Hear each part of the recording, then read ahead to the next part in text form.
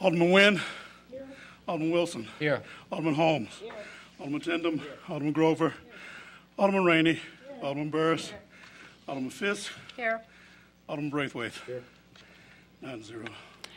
We have a quorum. Welcome to the Monday, October 24th, 2011 meeting of the Evanston City Council. The first agenda item is the Mayor's public announcements. And I would like to announce that Veterans Day ceremonies will be held at Fountain Square in downtown Evanston on Friday, November 11th. The assembly will begin at 10 a.m. The ceremony will begin at 10:30 and is expected to end about 11:30 a.m. In keeping with the time-honored tradition of past ceremonies, there will be non-denominational reflections by elected officials and the leaders of local veterans groups. The Navy ROTC will conduct the rifle salute after taps, and in representation of their veteran members, the Evanston Police Color Guard will participate in the ceremony. And my next announcement, I'm very happy to say that this fall, the Evanston Recreation Division received a $9,000 donation from Mr. Samuel McKinley, Jr. of Best Taxi Service toward the new roller skating program at Fleetwood Jourdain Community Center. It's very nice. Yeah, go Sam. That donation totally paid for the purchase of roller skates in youth and adult sizes that are used for the program at Fleetwood Jourdain Community Center.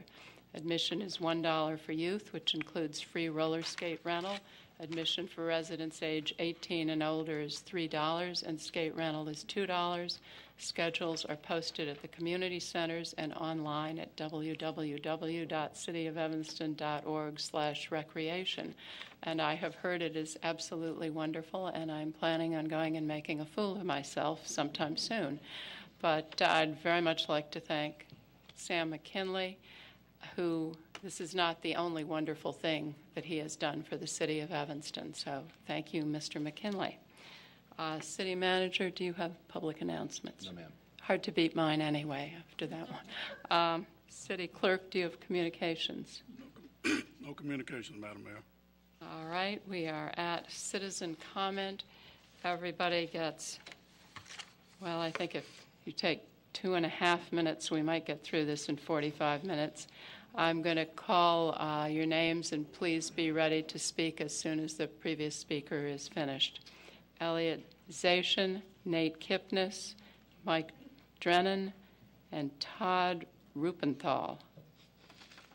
I'm Elliot Zashin. I live at 715 Asbury Avenue, and I'm here as a member of the Board of Citizens Greener Evanston, and I serve on its Advocacy Committee.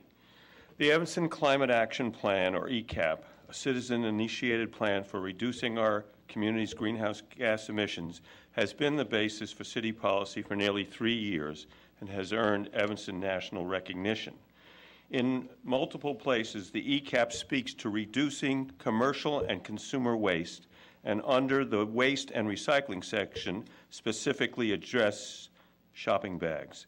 I know you don't read the ECAP every night before you go to bed, but on page 23, Strategy G has a star next to it, which indicated this was considered a significant or higher payback strategy. And it says, quote, investigate a tax or ban on single-use plastic bottles and plastic bags in order to discourage usage, support voluntary efforts to reduce use, unquote.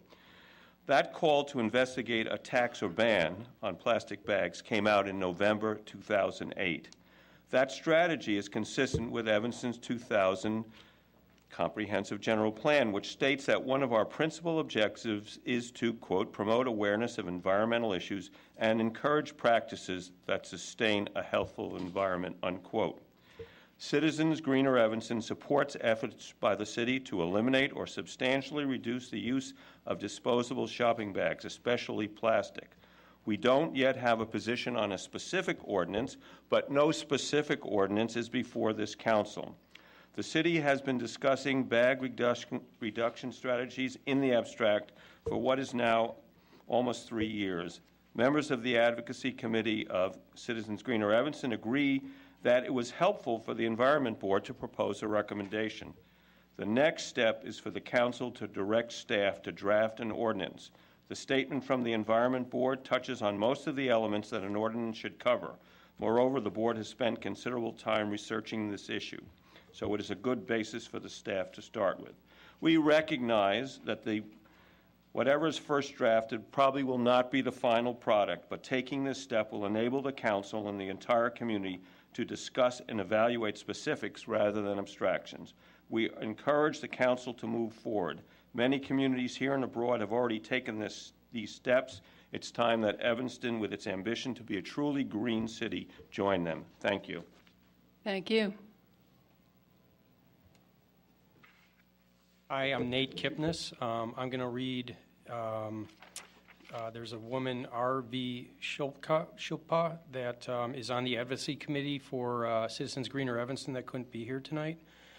Evanston's consideration to bring about an ordinance for the use of plastic bags is a step in the right direction while not being revolutionary. Cities across the country and around the globe are becoming increasingly aware of the urgency in this issue and have already placed regulations.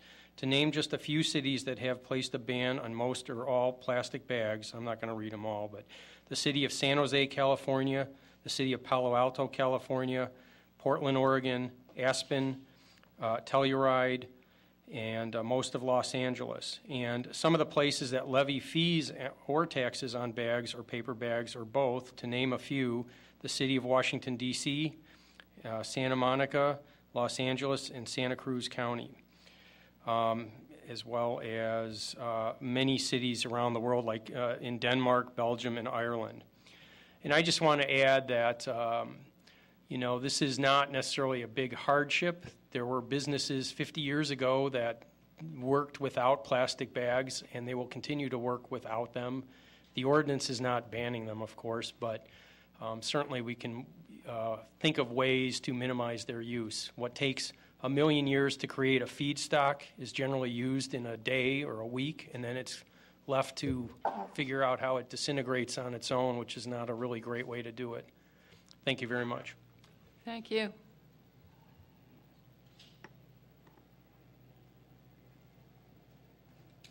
Hello, everyone. My name is Michael Drennan. I live at 820 Oakton Street. You heard from me on this topic last week, and I'm the second guy speaking from his crackberry tonight. Just some really quick points because you've got quite a bit on your plate tonight already. Springfield is currently considering legislation to mandate plastic bag recycling across the state. Lake County has been working on similar measures for some time. And plastic is great stuff. It is very useful in a number of very crucial endeavors, like healthcare, which is my personal family business. But, it doesn't recycle too well. Most plastics recycle at a rate of less than 40%. According to the EPA Municipal Waste Characterization Study of 2009, the going rate for plastic bags, including the industrial stretch film that goes over most products being distributed across the country, is about 6.3%. Thanks to data supplied mainly by the American Chemistry Council, we can demonstrate then that about 93.7% of plastic bags aren't recycled, numbers being approximate, of course. Even if we improved that, however, the American Chemistry Council still admits that nearly 57% of what is recycled gets exported. We can look at the Great Pacific Garbage Gear to figure out where that goes.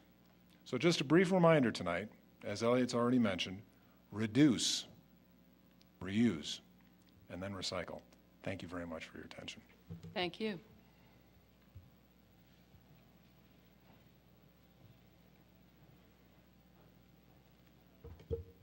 I guess I'm the low-tech guy of the evening because I'm working off regular paper. My name is Todd Rupenthal, and I own the Happy Husky Bakery at 2601 Prairie Avenue, and I'm also the president of the Central Street Business Association, and it is on their behalf that I'm speaking this evening. Let me get my notes here. I have backup paperwork of everything that I'm speaking this evening, so if the council members would like to see any of the things that I'm talking about, I'm more than happy to provide that. I'm assuming that you are aware of the Central Street Business Association's position letter that was sent to each of you on May 18th, or I should say that was drafted on May 18th and sent to the council on May 20th.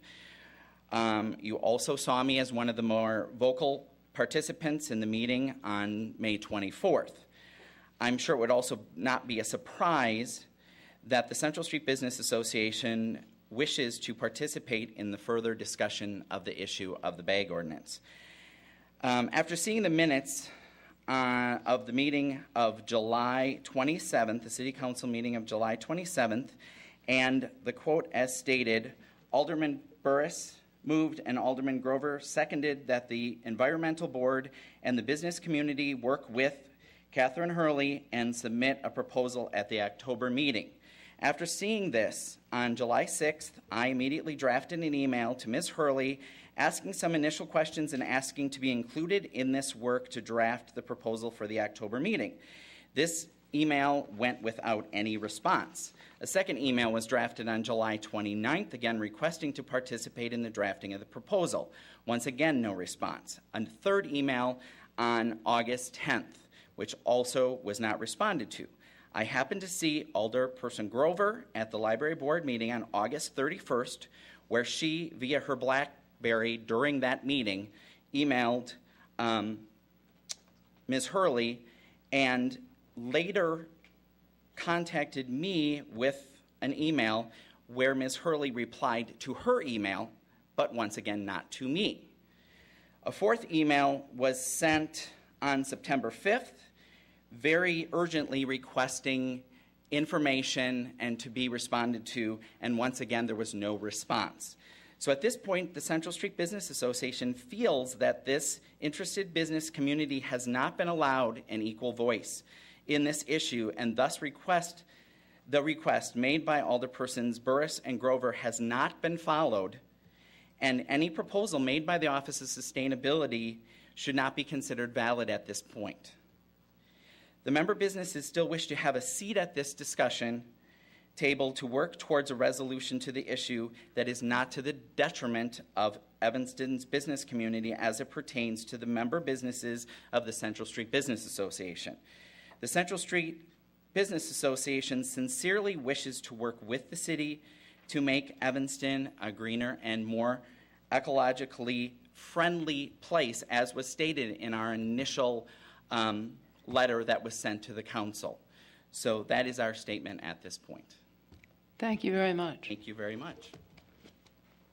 The next speaker is Rosemary O'Neill and Phil Rosensky, Andrew Habaugh, and Barb Cornu from the Active Transportation Alliance. I'm sorry if I massacred your name, Barb. You probably don't agree, but I do thank you for your time this evening. It's been a very long night, and I guess it's going to be even longer. I sort of have the feeling that we're going in for behavior modification, and if that truly is it, I don't want to be part of it. You know, you can already go to Jill and Dominic and recycle your bags. I always get a paper bag when I go, and the ones I don't reuse, I put in with the newspapers for recycling. The plastic bags, as you probably know, come from natural gas, and we have an awful lot of that in the United States. In fact, it's a new growth industry and very low unemployment in North Dakota. Also, these bags are made in the United States. They're made by people earning a living here. I don't think we should put them out of business and contribute to the unemployment. I've looked at all those bags that you can get in the city, you know, in the grocery store when you're checking out, the ones with the long life and everything. And as you probably know, they're all made in China. So, I mean, maybe men don't look at the labels when they're in the store, but women do, and that's where they are. I, for one, would like to see more in the United States and less in China. Then there's, in their wisdom, I guess the business dealers are going to get 2 cents back, which I don't think is a very good investment, but you're giving 5 or 3 cents to the Ecology Center. Now, that may be your choice, but it's not mine. If there's going to be any money coming in, I want it to either go to the general fund, or I want it to, however large or small it may be, I want it to go to the pension fund for the police and firemen. And you can also put the good people at the waterworks in there. So, you know, there was one line down there that said that this would enable people to make a decision. Indeed, it does. They can just go north, west, or south to do their grocery shopping. Thank you very much. Thank you.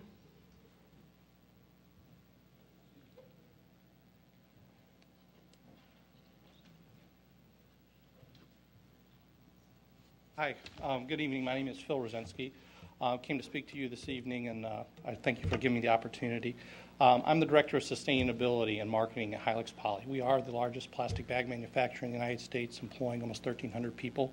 A lot of them are employed down in St. Louis, where I live. Some of us live in Illinois, like myself, and then we have one of our largest facilities across the border over in Indiana. Not only are we the largest manufacturer, one of the largest recyclers.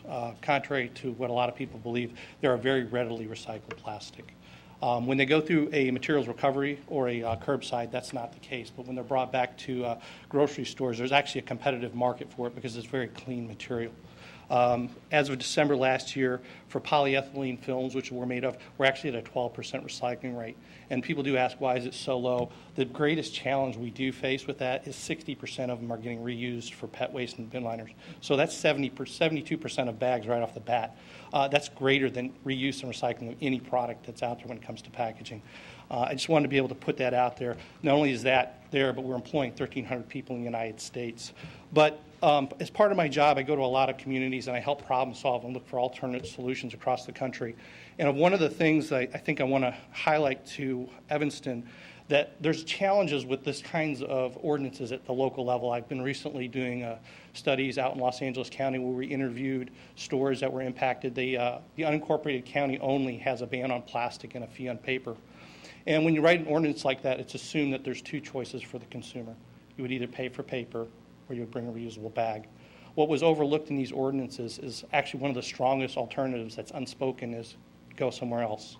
Much like Evanston, in the cases they found out in Los Angeles County, a lot of highly substitutable retailers, for example, a Dominick's or Jewel Osco, are fairly similar in offerings and price. What you see is people just go 4 blocks away.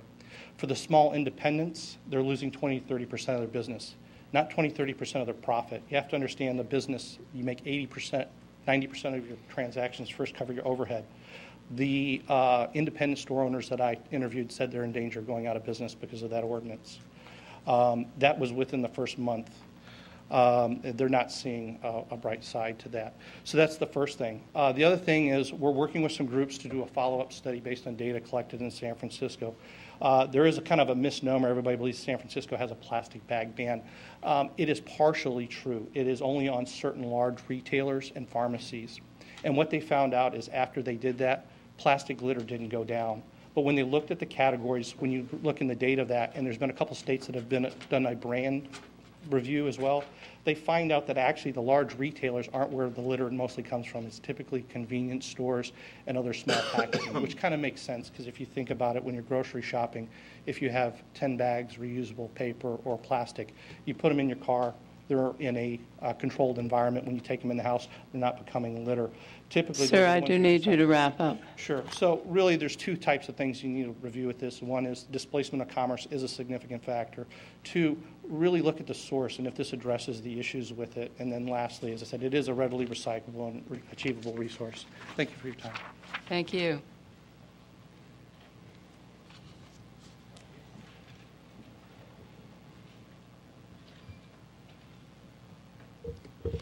Good evening. We want to thank you for this opportunity to speak. I spoke last week with Liz. We are from Northwestern. I'm a senior. My name is Andrew Hobaugh. I'm the co-president of the Roosevelt Institute. The Roosevelt Institute is a college think tank. We are students who are politically active. We engage with issues we're interested in, try to get involved with groups in the community and at Northwestern. 2 years ago, we began researching the idea of a bag ban or fee in Evanston. We've worked with CGE, Dick Peach, Office of Sustainability, in order to learn more about the issue and figure out what would be the best solution. Through our partnerships, we feel that we're prepared to speak to this issue. Currently, we're working on campus with something called the Bagless NU campaign. We're trying to eliminate plastic bags and one-use disposable items on campus. We're releasing a survey within the next 2 weeks that will gauge where students feel, where they are on this issue, what their current habits are, and how they would react to such policies on campus or off campus. And we'd be very willing to share those results with you and hopefully craft a survey in the future to figure out what citizens of Evanston feel about the issue. We're here to speak in support of the recommendation being made. We believe that it is in line with the Evanston Climate Action Plan and that it is something that the City Council should move forward with. And I'll allow Liz to speak further on the issue. We believe that no matter what action the City Council decides to take on this issue, that there are a few key elements of the recommendation that should definitely be carried forward. We believe that it is essential to have an educational period before any sort of fee or further action is implemented in order to prepare the community for the ordinance's implementation. We also believe that it is essential that any solution works to reduce the usage of both paper and plastic bags and works to reduce usage on the front end instead of focusing on recycling, which is often not a very economically viable solution. We also believe that it should have a sunset period, like the recommendation says, advocates in order to reevaluate the success and the effectiveness of the ordinance and to re-innovate, to develop new solutions if necessary.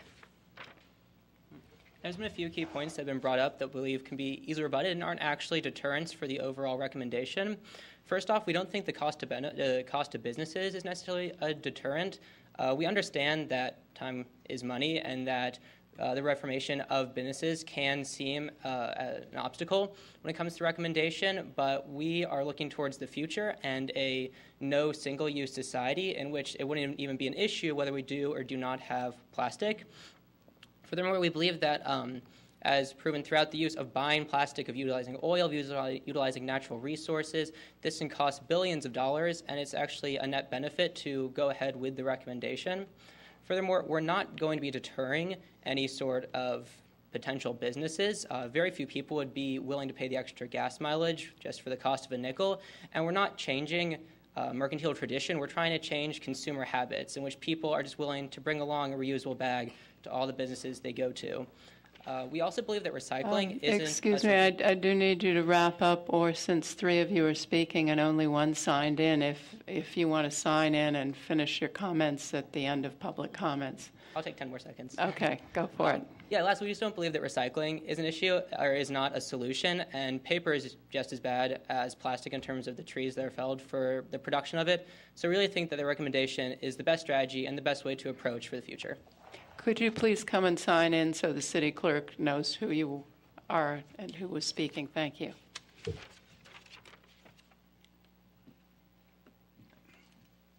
Just put your name and address. Thanks. A change of topic. My name is Barbara Cornu. I'm the North Suburban Coordinator from Active Transportation Alliance. We've worked alongside the City of Evanston for many years on behalf of those people that walk, bike, and take public transportation. The application for transportation investment generating economic recovery, the Tiger 3 grant, supports the West Evanston Master Plan that emphasizes fostering new economic development, increasing the walkability of the neighborhoods, and maintaining the green character of the community. So I'm here to share some data on protected bike lanes and all things active transportation. Protected bike lanes, I can pass this around, are designed with all kinds of people in mind. We believe they make biking a safe and easy option for everyone. Protected bike lanes use physical barriers or buffers between people riding bikes and motorized traffic to help cyclists feel more comfortable on the street.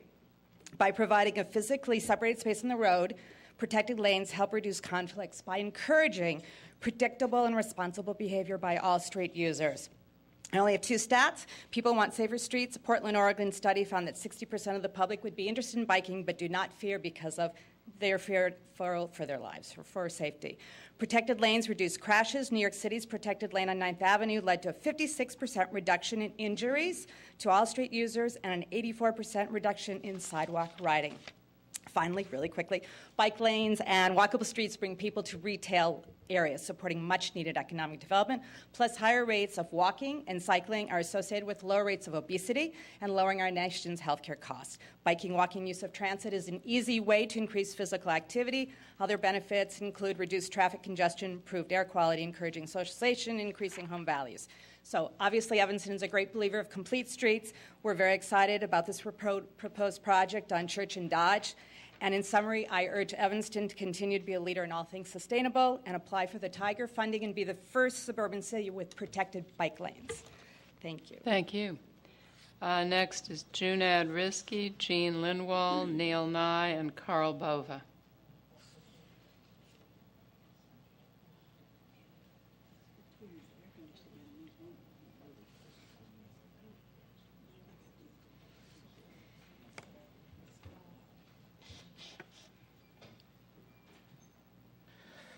I have a comment tonight on the fire at the water plant that occurred about 6 months ago. When this occurred, staff was stating that insurance would cover all costs, which I thought was odd at the time. Of course, tonight they're saying there's a $50,000 deductible, which I find interesting too, because why would the city carry such a low deductible? What's interesting, it appears the insurance hasn't been settled, and why. There also appears this in the documents the city was stating Factory Mutual did a report which was nowhere to be found in there as to the cause of the fire. Why wasn't the report in there as to the cause of the fire? I want to know. Also, why didn't the fire department prepare a report? We have fire inspectors, and they should have prepared a report.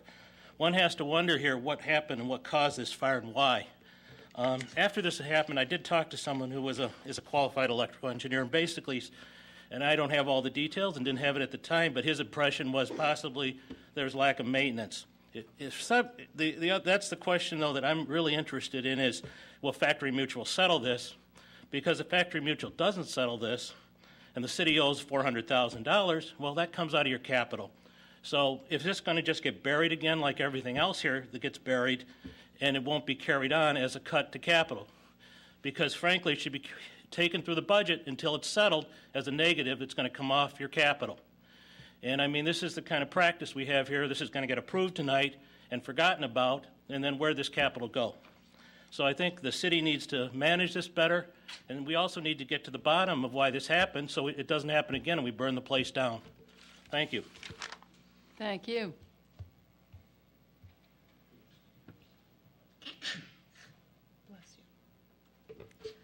Good evening. Jean Lindwall, 625 Library Place. I would like to urge the City Council not to pursue the proposed 5-cent carry-out bag fee for paper and plastic bags. I believe that there are much better ways to reduce disposable bag usage in Evanston and to ensure that carry-out bags of all kinds are recycled. Both Dominic's and Jewel accept plastic bags as well as many other of the types of plastic that the Environment Board proposes be exempt, such as produce bags and bags from restaurants. Other types of plastic that major grocery stores accept for recycling include dry cleaner bags and plastic wrap used for paper towels, toilet paper, and the like. In view of the large number of Evanston residents that already use reusable bags, it seems to me that additional education and outreach efforts would be just as successful as what amounts to a new consumer tax. It is my understanding that plastic bags used in the United States are made from natural gas rather than petroleum. Thus, the Environment Board's proposal will do nothing to reduce local dependence on petroleum. I attended one Environment Board meeting and read some of the materials from prior meetings and was really surprised that plastic bag recycling was not given much consideration, especially since, according to the links posted on the city's own website, it is proven to be effective in communities such as Santa Cruz, Phoenix, and Minneapolis-St. Paul, among others. I further believe that the proposed bag fee will have a chilling effect on Evanston's economic development efforts. Even though I always carry at least one reusable bag with me, I know that I will be much less inclined to do any major grocery shopping in Evanston, and I suspect potential customers from neighboring communities that we are trying hard to attract to Evanston's businesses will feel the same way. A final concern is the cost involved in implementing these recommendations. I asked this question at the May 24th community meeting, and no one had an answer. Before moving forward, I would hope that the City Council will take the time to examine the potential costs and benefits from a broader perspective than that of the Environment Board. Thank you. Thank you.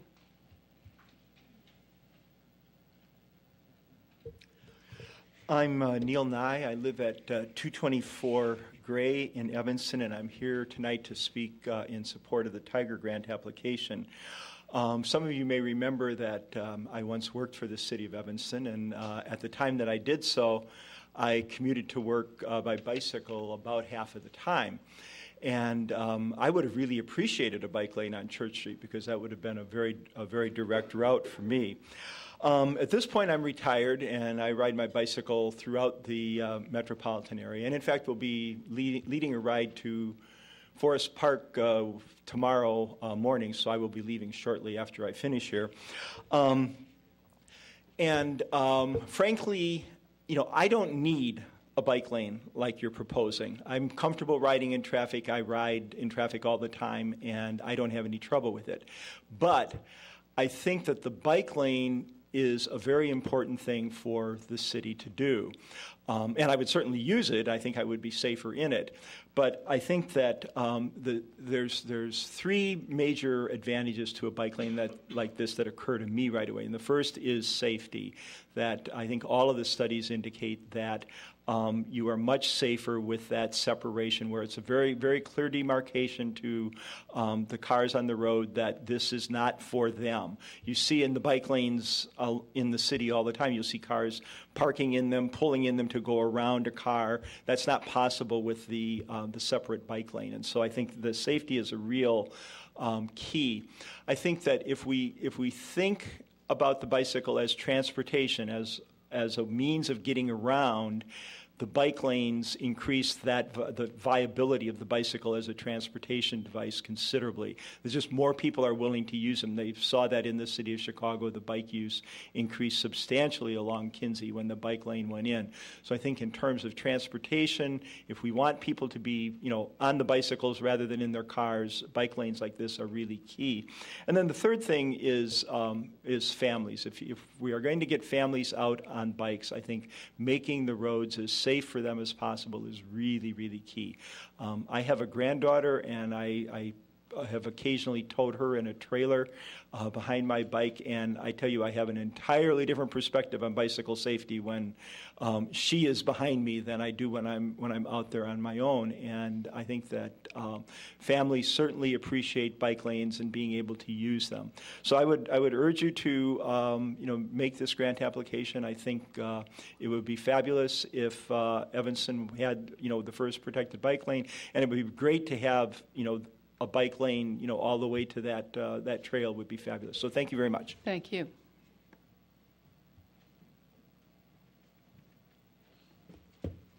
Carl Bova, 1322 Rosalie Street, about the bag ban. There's been virtually no business investigations made by staff or the environmental board, and the data from a third-party person is not acceptable to me. Alderman Fisk's and Alderman Grover's earlier questions concerning their issues with the bag ban have gone mostly unanswered.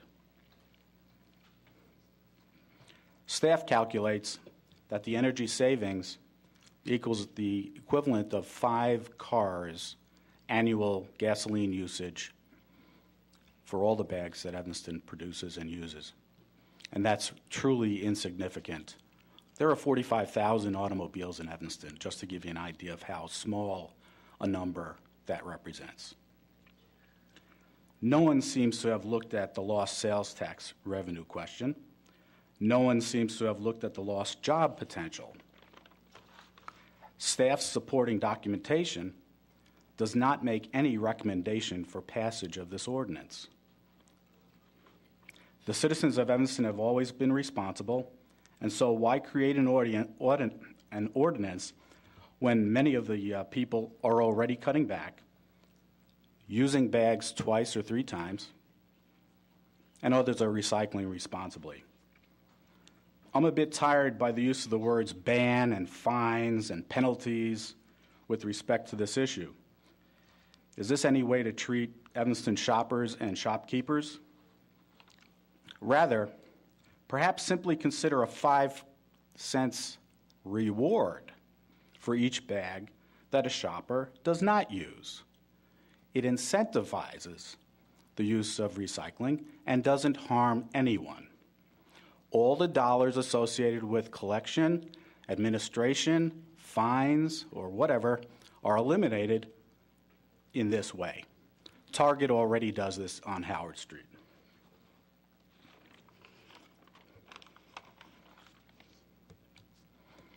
Lastly, the bag ban was actually discussed on WGN last week, and I overheard it. And believe me, it was not pleasant to Evanston. So keep that in mind, that the short walk, again, repeating what somebody else said, just a short walk to the north, west, or south brings you out of Evanston, and all of the associated negatives associated with the ban will still be here. Thank you very much. Thank you. Next, Howard Handler, Patrick Hughes, Padma Rayo, and BK Rayo.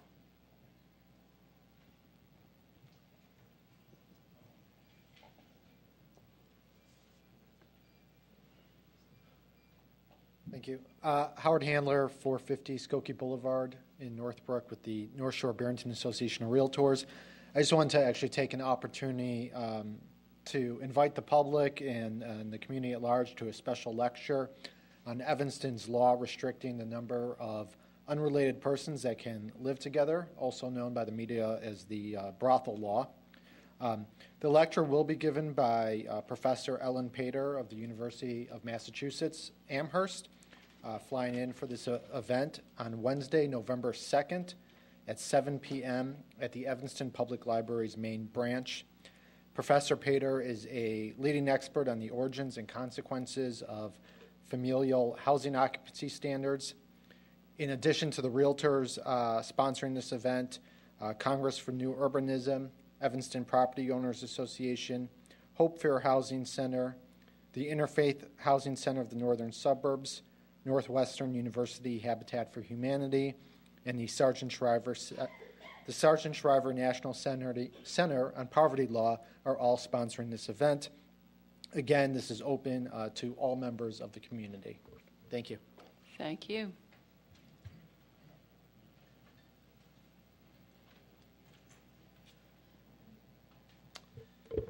Madam Mayor and City Council, I'm here with Rick Prinz from Nature's Perspective. I'm Patrick Hughes with Inclusion Solutions. Our business is at 2000 Greenleaf. We're here to thank one of the city departments, the Community and Economic Development. We just recently organized our business organization, the Evanston West End, and where Alderman Braithwaite is our alderman. And I just want to say what happened. A year and a half ago, Susan Gutterly came into our office. I'm not sure exactly her title, but she's in that department, and asked about our business and just said, "What do you do?" and, was interested. And since then, we've since organized our whole business community, and people have a really good feeling about where we are, that we've put up new banners, and thanks to the grant. But it's just been a real nice sense of cooperation with the city and with Susan and the whole department. We just wanted to recognize them. And Rick, do you want to say anything? Sure. To reiterate a bit of what Patrick had said, a couple of years ago, there wasn't much cohesiveness in our area. The business community in West Evanston was pretty scattered. Working with the city of Evanston wasn't as easy as it is now, and Susan and her team over there in the planning department have really made it a wonderful place to work. We've since gathered all of the business owners in the area and now have monthly meetings, still organized by Susan, but soon to be taken over by the West End business community that we developed here, and we will go on and create our own group of business owners to manage that area of the city. But what she really has done for the city was put a good foot forward on making that area a viable economic development area for the city to advertise and allure in new businesses and make it a place where somebody wants to come and do business. On behalf of all of that, on behalf of the West End Business District, we wanted to thank the Economic Development Committee and Planning Department with this small little token, but it is something that we felt pretty strongly about coming back and saying thank you. Thank you to the city, thank you to that department, probably something that you don't hear so often. So kind of a switch in the itinerary here tonight, but thanks again to the city. I think maybe we'll give this to Peter. Maybe you can bring this over to, Stephen. Thank you both very much. Thank you.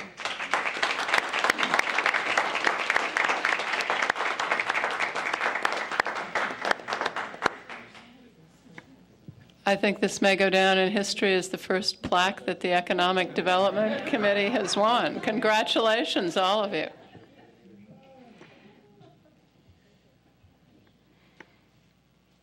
Padma Rao, 2246 Sherman Avenue. My comments have been reviewed and approved by my attorney. When we stated concerns about Kendall to this council, we cited law, science, ecology, and zoning. Why did this council refuse to address a single concern? Why did this council allow discussions with the developer that excluded the public from this public issue? Why did this council vote to endanger pedestrians with an alley that dumps traffic onto the narrowest street? Why did this council sentence over 24 mature trees to death for no reason and with no regard for the ecological impact? Does this council's vote without discussion of any of these issues look legitimate? The developer's lawyer wrote to the city that the developer hired the city's then current and former law firm, Holland & Knight, to represent the developer against the taxpayers. But this council had paid the same law firm tens of thousands of tax dollars, most recently in the August 8, 2011 bills list. Why did this council refuse to protect the taxpayers' interests? Council minutes from May 10, 2010 state that Alderman Fisk's son works for the same firm. If an alderman pushes a developer's plan when that developer hired her son's law firm, then don't questions arise about conflicts of interest? This council repeatedly attacked me for stating concerns about conflicts of interest. Doesn't that itself raise more questions about this council's conflicts of interest?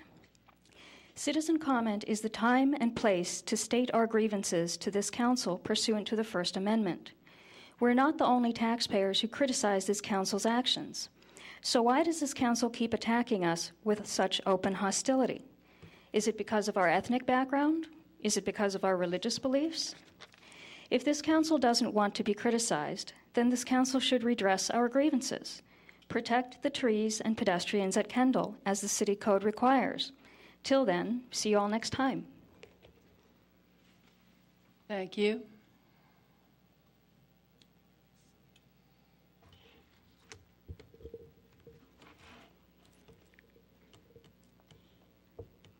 B.K. Rao, 2246 Sherman Avenue. My comments are reviewed and approved by my attorney. This council has ignored every concern we brought up regarding the Kendall re-subdivision. According to Evanston Patch, the First Ward alderman assured the developer's lawyer that she had the votes to push the resolution, no matter what the citizens comment. This means that the issue was decided in the absence of public. All the council members seem to have approved this secret vote getting as you all voted in favor of the resolution. This looks at least unethical, if not illegal. When we bring this issue to light, we were treated unusually harshly by the mayor, and she went as far as violating our rights repeatedly. The behavior of another colleague of yours from a different ward is so bizarre that it is beyond description. She was uncivil, she broke the council's rules, and she showed her open and uncontrolled animosity towards my daughter. Instead of controlling this uncontrollable individual, the mayor encouraged such an unacceptable behavior. Why do the rest of you tacitly approve this act of these three individuals who become hallmark of bad attitude towards taxpayers? One important reminder, elected officials are supposed to serve the taxpayers. They do not rule the taxpayers. At least in this country, that is the way it is. Finally, I urge you to protect the trees and pedestrians at Kendall property. That is what the city code requires. Why is it so difficult to follow the city code requirements? We all follow the city code. Why would the council not do the same? Thank you for your efforts in having green and clean Evanston. Thank you. Thank you. That concludes citizen comment. Next on the agenda, would someone like to make a motion to recess for the Evanston Township meeting? Second. It's been moved and seconded.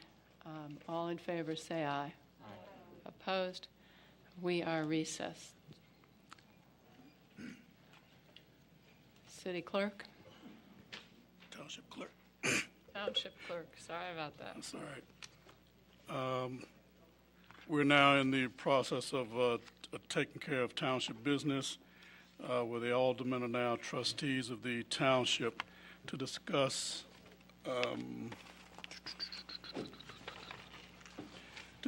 the discussion of Township of Evanston organization options.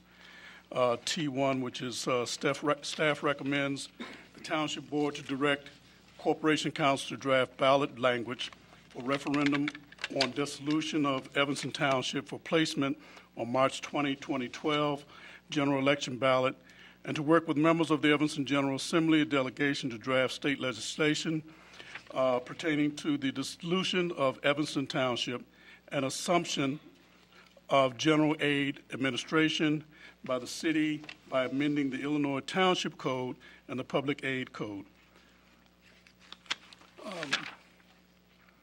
At this time, need a moderator. The meeting. I move the appointment of Mayor Tisdall as our moderator. Second. Moved and second that Mayor Tisdall will be the trustee moderator for the meeting. Any other nominations from the floor? Since there's none, are you ready for the question? All those in favor signify by saying aye. Aye. Opposed? Carried. Thank you, sort of. All right. Who wants to walk us through this? Or do you want to just discuss it? Bonnie, did you want to speak to the issue? Yes, I would like to say some words about my... Go right ahead. Thank you. First of all, Patricia Vance had an emergency today, so she isn't able to attend. I am Bonnie Wilson, Evanston Township Assessor. I would like to actually give you a report of what my staff and I have done this past month. From September 23rd to today, the Board of Review was open for appeals, plus taxpayers received their tax bills a few days later after the Board of Review opened. In fact, the box of files that you see sitting over there on the table is just a few of the taxpayers that we helped this past month. I am sure most of you saw the Evanston Review this week and saw the article on how many taxpayers were upset about their tax bills. Last week, there was a seminar with Commissioner Sufferton, Board of Review Capinaggi, and his staff, myself, and my staff, where over 250 angry taxpayers attended. I would also like to give you an example of how many people came into our office each day, and many of these were like 20 people a day, plus working evenings and this Saturday. There were also many taxpayers who do not get their exemptions that they were entitled to, especially the homeowner's exemption, senior citizen exemption, the senior freeze, the long time exemption, even disabled. As you know, this was the first year that taxpayers had to apply for a senior citizen exemption, and many taxpayers did not answer the form from the Cook County Assessor's Office. There are many seniors who do not even understand that they now have to apply for a senior exemption every year. Also, many of these seniors do not even have computers and cannot even apply for an exemption online or even appeal online. If some of these seniors did not get their senior freeze or their exemptions, they could possibly lose their homes that they had paid for, or that are paid for. To give you an example of how we help taxpayers with their appeals, the Cook County Assessor's Township offices have a special program called Assessor Information Management. This program brings up comparables of properties for the taxpayers in their neighborhood with the same construction, square footage, age, and this program is only available through the Cook County Township Assessor's Office. I want to remind taxpayers that November 1st, taxes are due. If you have not received the exemptions that you feel you are entitled to, please call our office. This is a much-needed service that taxpayers depend on in Evanston. I look forward to helping taxpayers throughout the year with exemptions, appeals, and any problems with their assessments or issues with property descriptions. I am encouraging taxpayers to call our office at 847-332-2465. My staff and I are very honored to be able to help Evanston taxpayers and be their advocate. Thank you very much. Thank you. Seeing no lights, Grant, do you want to walk us through the proposal?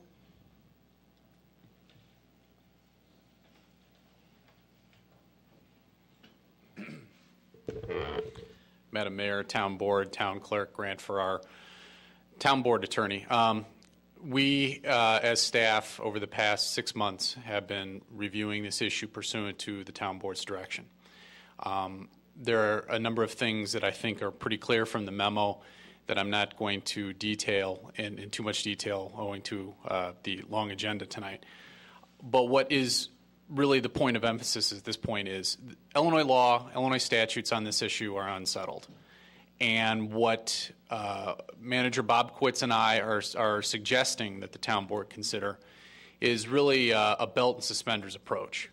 That if it is the will of the Town Board to authorize a resolution at the December 12th meeting that would approve of the ballot referendum issue being on the ballot for March 20th, that at the same time, concurrently, that the Town Board also utilize its latitude with the elected officials in Springfield to pursue legislation that would amend the Township Code and amend the Public Aid Code to really address the one-of-a-kind nature of the coterminous Evanston Township. The way the dissolution of government units works, and specifically with respect to townships, is it's very rare. The last township that dissolved itself was Williamson in Williamson County in 1932. It doesn't happen that often. And furthermore, as everyone is aware, Evanston is coterminous with the township. So there is nothing in the Township Code that really takes into consideration its special status. So I think that for purposes of trying to achieve clarity and consistent with what the Illinois Constitution always says, that the changes in the form of government are generally provided through legislation approved by the General Assembly, that the Township Board undertake efforts to encourage its representatives in Springfield to introduce, pursue, and have voted upon language that would amend the Township Code, that would amend the Public Aid Code, and really address the one-of-a-kind distinctions that are present with coterminous Evanston Township. Thank you. Seeing no lights, I guess I'll say what I have to say on this, which is that to get this through in Springfield will take a great deal of lobbying time, and I'm not sure that it's going to be our number one priority. You never know what is going to happen in Springfield. At the moment, I think ComEd is our top priority, but there are always attempts on the part of the state to take money from cities to pay the state deficits. So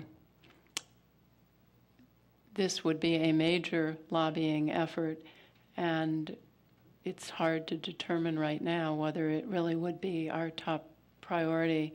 I'm having a little trouble imagining that things in Springfield would be so good that that this would rise to the top of our concerns, because to get this through will not, I think, be easy. Alderman Grover. Thank you, Madam Mayor, Moderator Mayor Tisdall. I appreciate your perspective on our priorities in Springfield, and agree that there are other things that would be more pressing and really jump to the top of the list. But I'd still like for us to continue down the road of exploring what I'm thinking is feeling to me more like a consolidation of services. I know that the language in the township code in the state statutes refers to discontinuing and abolishing, but the referendum question that was proposed to us really looks more like a consolidation of services, that we would not be discontinuing the provision of general assistance to Evanston residents. And my hope would be that by consolidating services with township, that we would also continue our advocacy on behalf of Evanston taxpayers, the valuable services that Assessor Wilson's office provides. I'm not sure about what the best language would be for a proposed referendum to be placed on the ballot in March. I'd still like to do that, though, and I think the timing is right. But I would like it for sure to comply with whatever state statute and the township code requires, so that a referendum, if it does pass in Evanston, sends a message to the state legislature that that is what the electors of the township of Evanston or the city of Evanston desire. So I would like to go forward with the staff recommendation to draft ballot language for the referendum on the dissolution of Evanston Township for placement on the March 2012 general election ballot. Second. Been moved and seconded. Trustee Wilson. Thank you. If I remember correctly, I think the number of the dollar number associated with the duplication of services was $85,000. Is that right? Ring a bell? So around $85,000 is the dollar amount I think that we're, for lack of a better term, wasting every year. Okay. Well, setting aside the rent, because there's a lease that I don't know that we can just walk away from, regardless of who has that. So I believe that we should put the city staff and the township to task and eliminate the $85,000 today, or in immediate order. But I don't see an easy solution to this. So I don't want to spend hundreds of thousands of dollars in effort, either cash, staff time, lobbyists, whatever it might be, in order to achieve $85,000 in savings that we should be able to achieve without undertaking all of that effort to eliminate the township. So I'm not persuaded that this is the right way to go at this point. If there were more dollars at issue, that would make some sense. But it seems to me that the actual referendum isn't going to accomplish the dissolution of the township. It's just going to be basically, for lack of a better term, advisory. Would that be a fair statement? Well, Trustee Wilson, as I've indicated in the past, changes in the form of government under Illinois law and pursuant to the Illinois Constitution are always held to be binding. So if the resolution were to be adopted and a ballot measure to be on the ballot for March, I'm relatively confident that a court would agree that any such measure would have to be binding. But there are several caveats to that. Number one, the township is non-home rule. And under the township code, it can only have those powers expressly granted to it by statute, which means that in the absence of a specific provision granting the township the power to dissolve itself through a referendum, that could be an open question for a court to consider.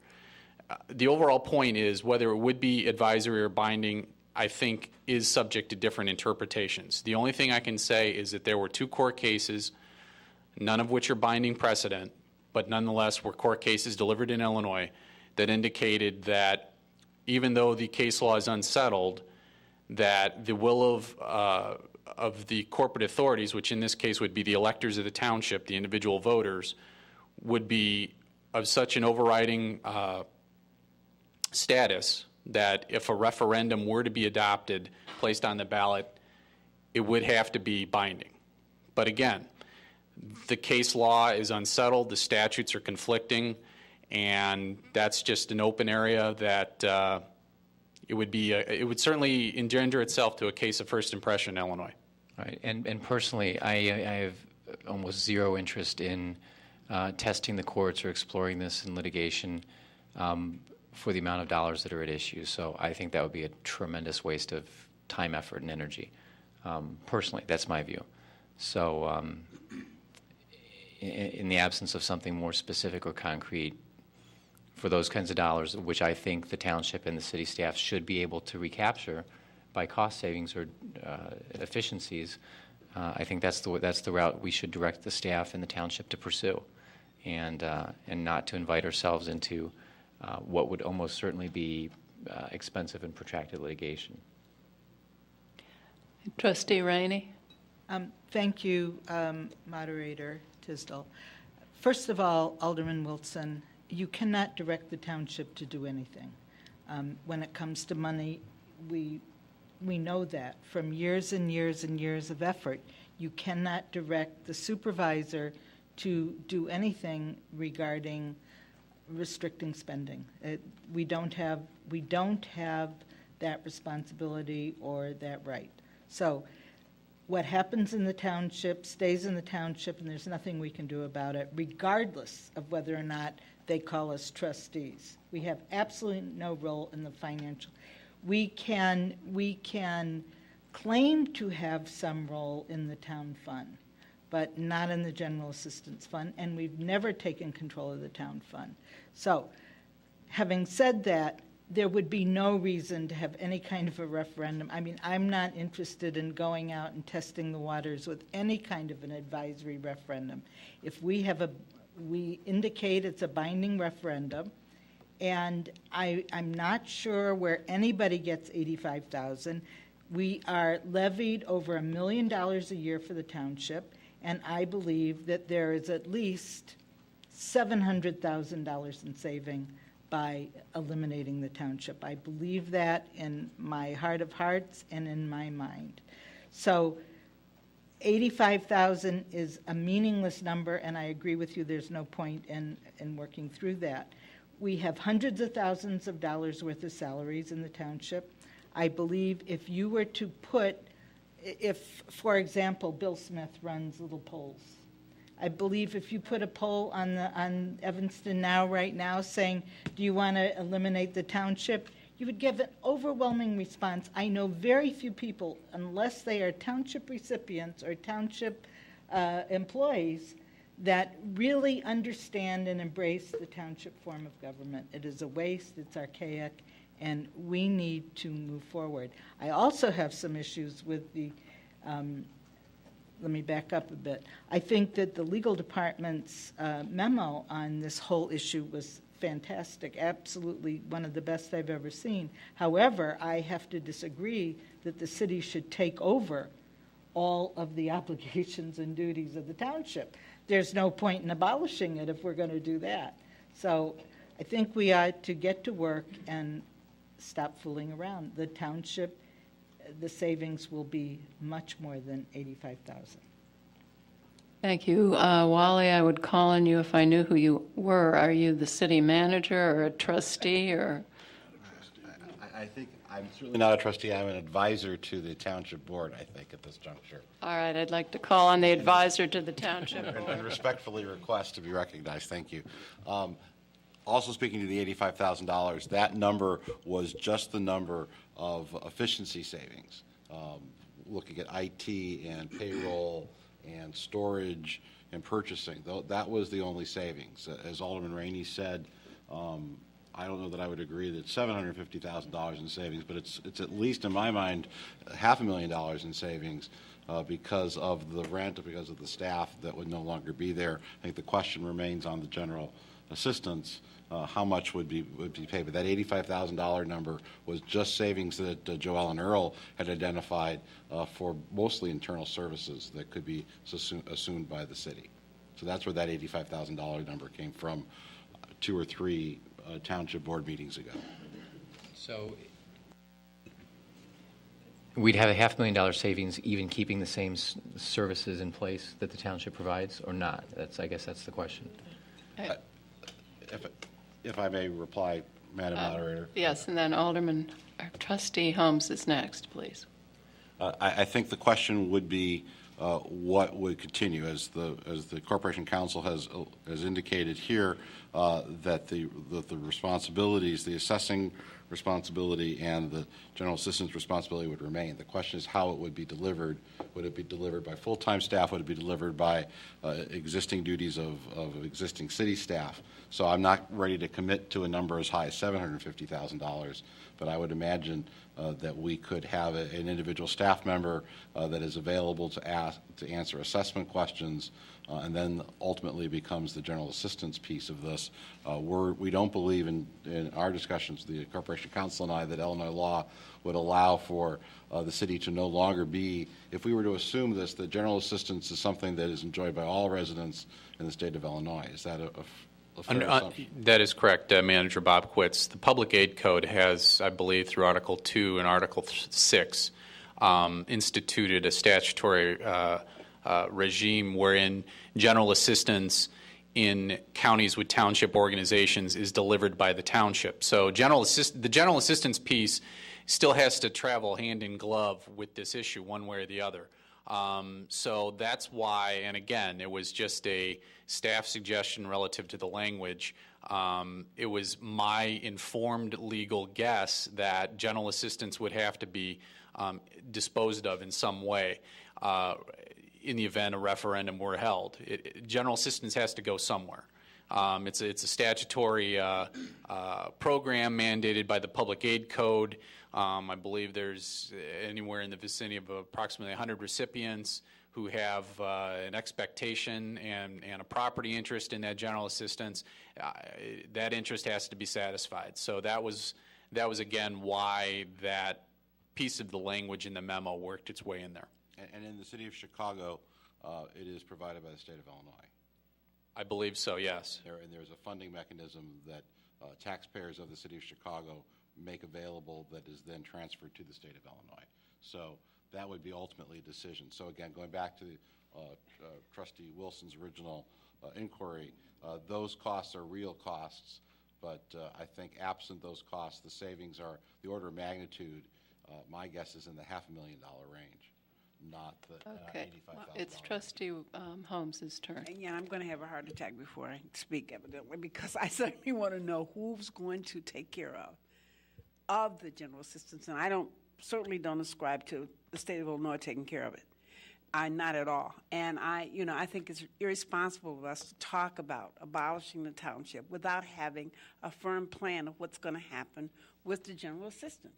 And I do not believe that there's going to be even a $500,000 savings, because there has to be people in place to provide these services. It's not just handing them a check. There are other kinds of services that they require, and I don't think that we've looked in it enough. And if we talk about whether we have somebody to answer questions on assessment, well, we can do that now. I mean, we can send people to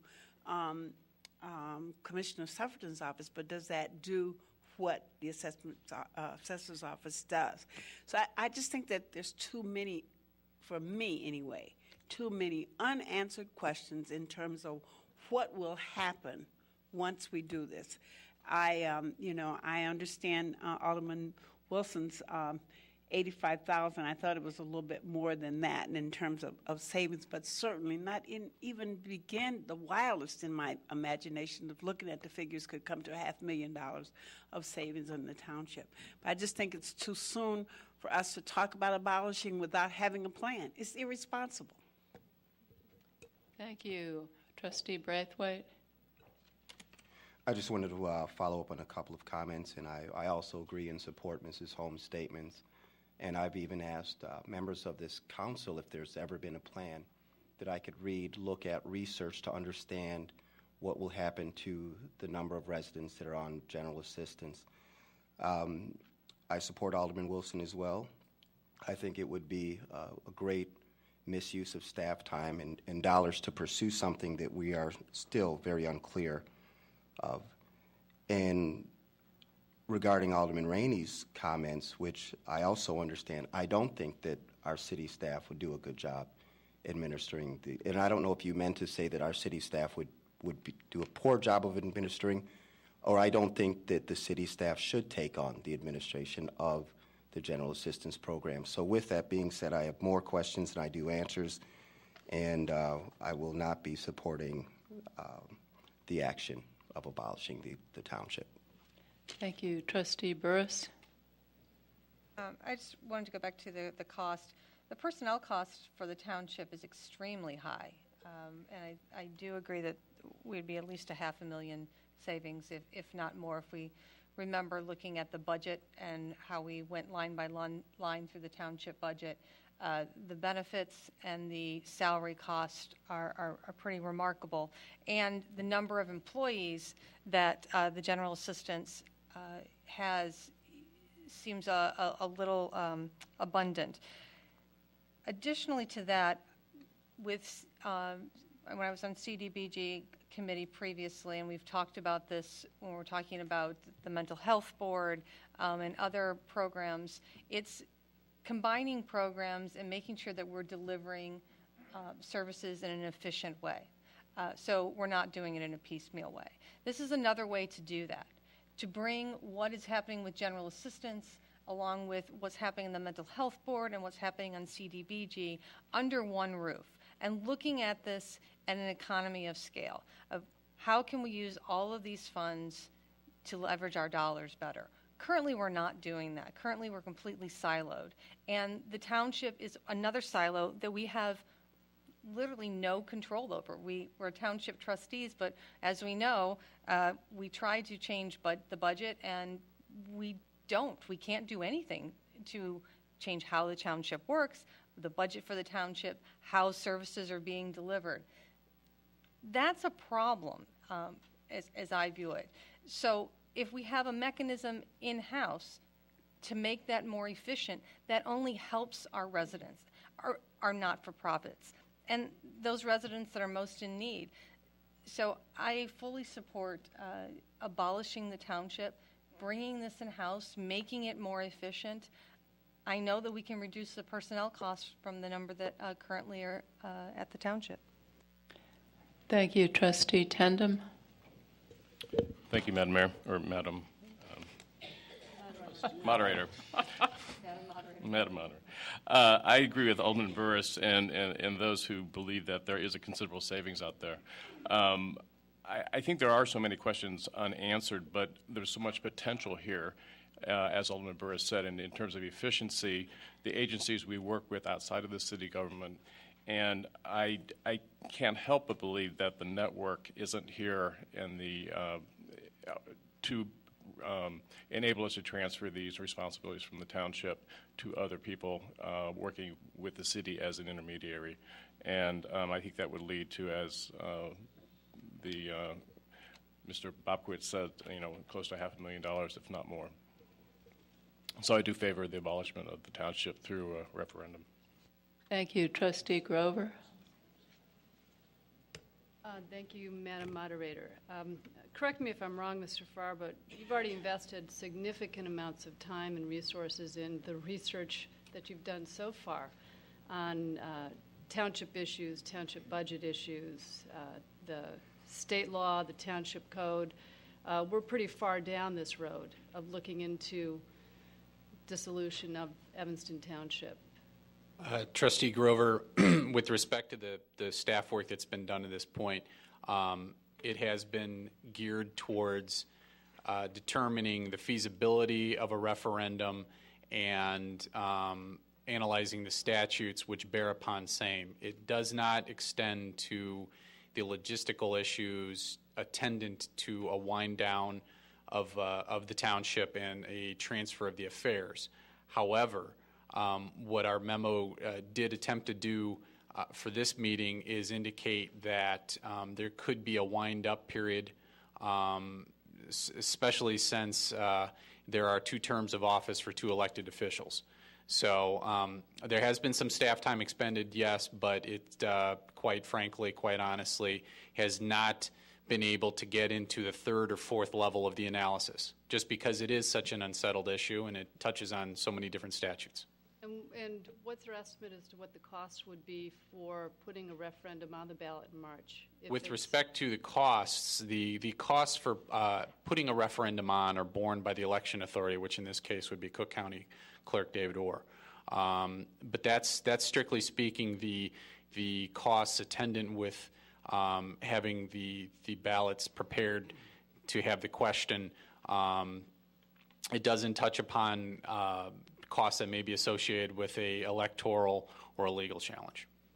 And my last question is, can we simultaneously explore the options for alternative ways of administering general assistance in Evanston?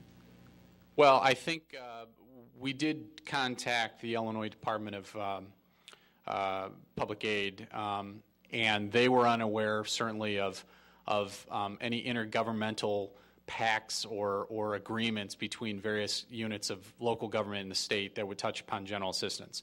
I think trying to establish a working relationship with the General Counsel's office over there and work through this issue if and when a resolution was adopted and approved at the ballot would be a very prudent step going forward. Because I don't think there's any question that we're going to be providing general assistance to Evanston residents. The question is, how do we do that if it's not from the township? Well, that's correct, and I guess going back to the original germination of this issue, Intergovernmental Cooperation Act in Illinois is enshrined in the Illinois Constitution. It provides for cooperation amongst units of local government to provide services and to discharge statutory responsibilities. So, again, as an overall guiding principle on this issue, intergovernmental cooperation, I think, would be a easiest and best avenue to address these issues. Thank you. Trustee Holmes. I would just like to request for those of you who want to put this on referendum that you then provide those of us who don't support it with, so that I can be sold. But I certainly want to know a plan. I want to see something in writing in terms of how the township assistant people in this community will be taken care of, and not through the state of Illinois. I'm serious. I don't go for that at all. So don't even present that to me, but give me a plan. But until then, I'm sorry, I can't. There's just no way, because it's very irresponsible to talk about it even. Trustee Braithwaite. There I am, following behind, Trustee Holmes again.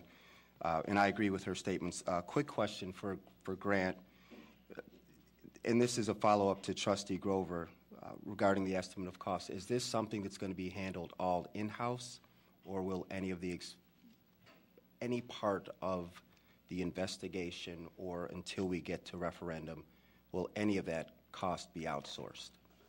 Consistent with the memos that I've delivered to this board over the last few months, our department will, if directed to do so, draft the resolution of this board authorizing the submission of the ballot proposition.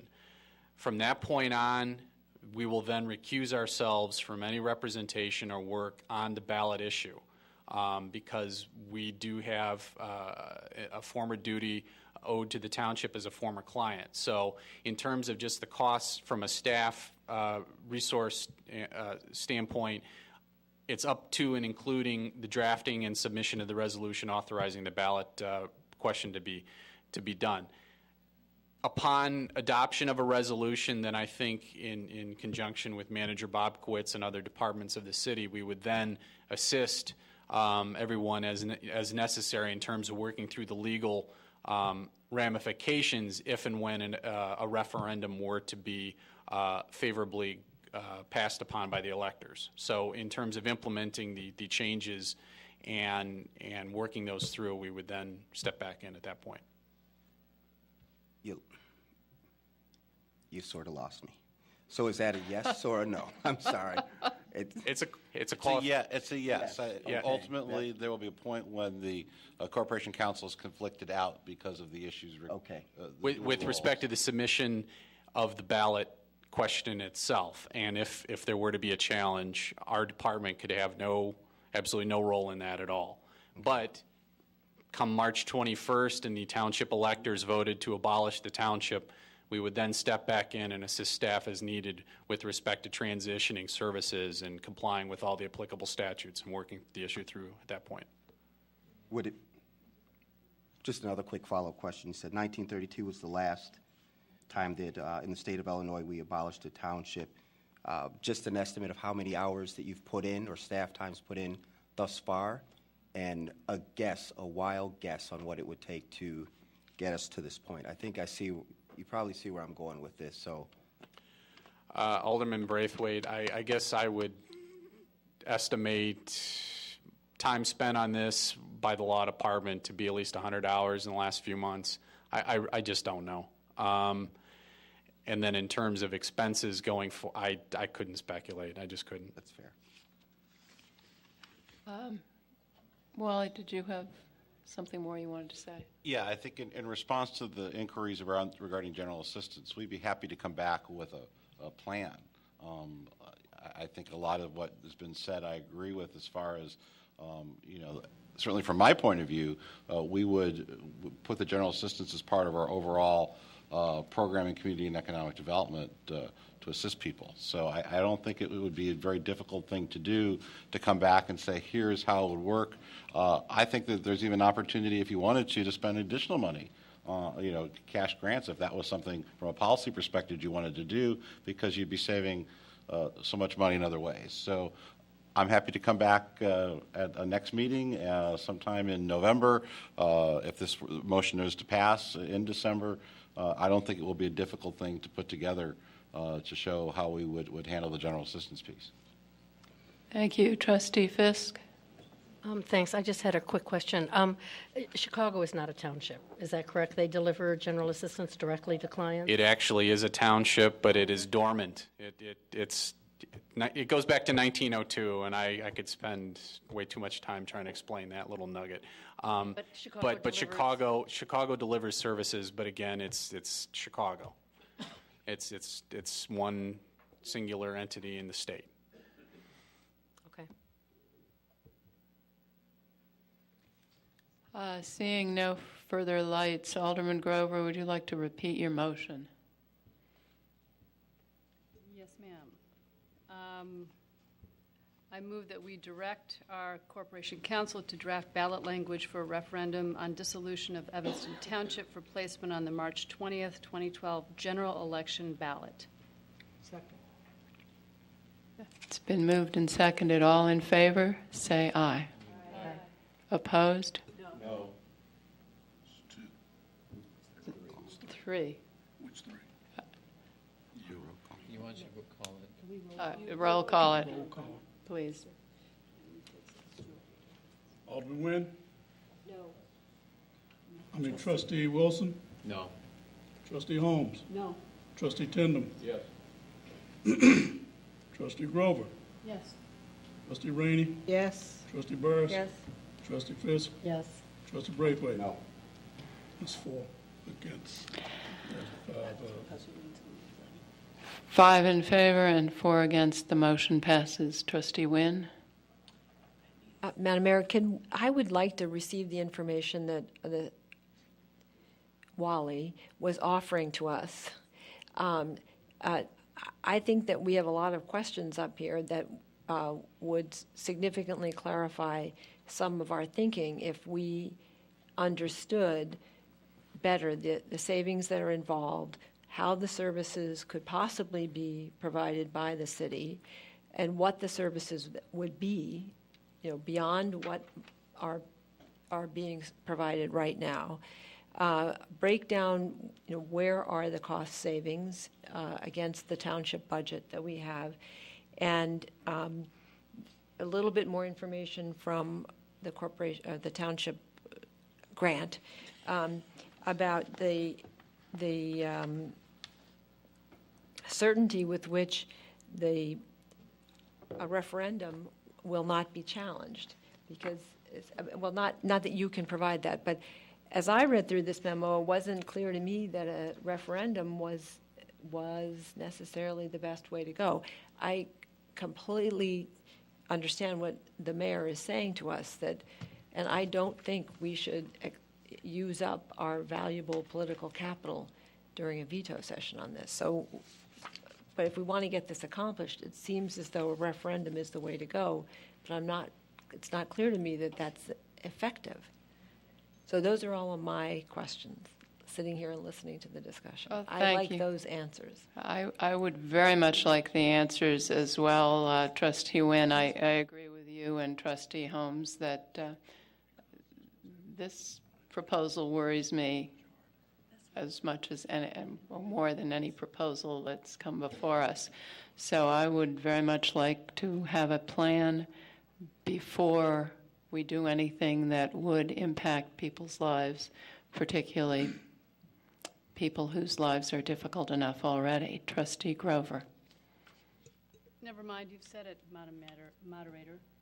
Trustee Rainey. Well, I can't even imagine anybody on this council believing that we would not continue to provide housing and personal assistance to general assistance clients. In fact, I've always believed that given what I think is not the most efficient administration of general assistance today, that were it more efficient, we could actually increase the personal and housing allowance. I think right now it is deplorably low and really not sufficient to sustain anybody without some other means, side means.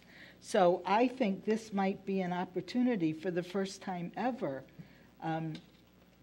if the referendum proves to abolish the township, to increase the housing and personal benefit. And I would support that. What are we at, $300 and some odd, the max? That's outrageous that this council has allowed for that low number to even begin to believe we could sustain somebody. So I think if we could get more efficient, we could actually increase that grant to something that people could actually survive on. So that's one of the things I'm thinking. Anybody, both Alderman Holmes and Alderman Braithwaite, if you think, how? Because we have qualified people in this community, maybe even some that work for the township right now. I'm not sure who's qualified over there, but that's not to say that we can't bring some people on board. I think this is the simplest part of this, to provide the essential services that the township provides. I believe that there's lots of waste there, and I think we have an obligation to ask the residents of this community how they want to proceed, and I'm not afraid to do that. Thank you. Trustee Holmes? Just a point of information, Madam Mayor, is this not a vote that would call for 6 rather than 5 in terms of majority? I believe. Where's our parliamentary? There's no supermajority requirement on this. Oh, okay. Well, I thought it was.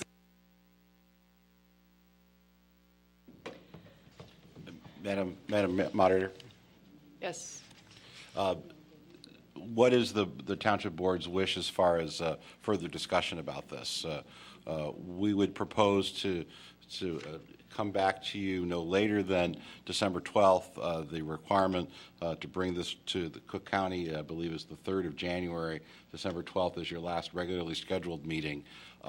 Would you be interested in a special meeting on a non-council night in order to deal with this, where we would talk about the general assistance piece, because what I will do now is go back to our city staff that already do this sort of work and ask them to work on a plan as to how this would actually be provided. So I'd like a couple of weeks, certainly, to be able to do that. But would you like to come back sometime during the month of November, perhaps that week after we have a meeting on the 28th of November, the week after Thanksgiving, which I think, is it a fifth week for some days of the week? It is for Tuesday and Wednesday, so that we likely have free evenings, given the way the calendar works, that week after Thanksgiving. Would that work for you all to have a special meeting of the township just to talk about this? Yes. Then that gives some flexibility before. We should certainly not do it on the 12th. No, I'm proposing that we would do this on perhaps the 29th or the 30th of November, so that you'd have, and if there was additional work that needed to be done, or if you decided that you weren't satisfied and wished to pull the plug, then you'd still have the opportunity to do that. So, Thank you. Trust.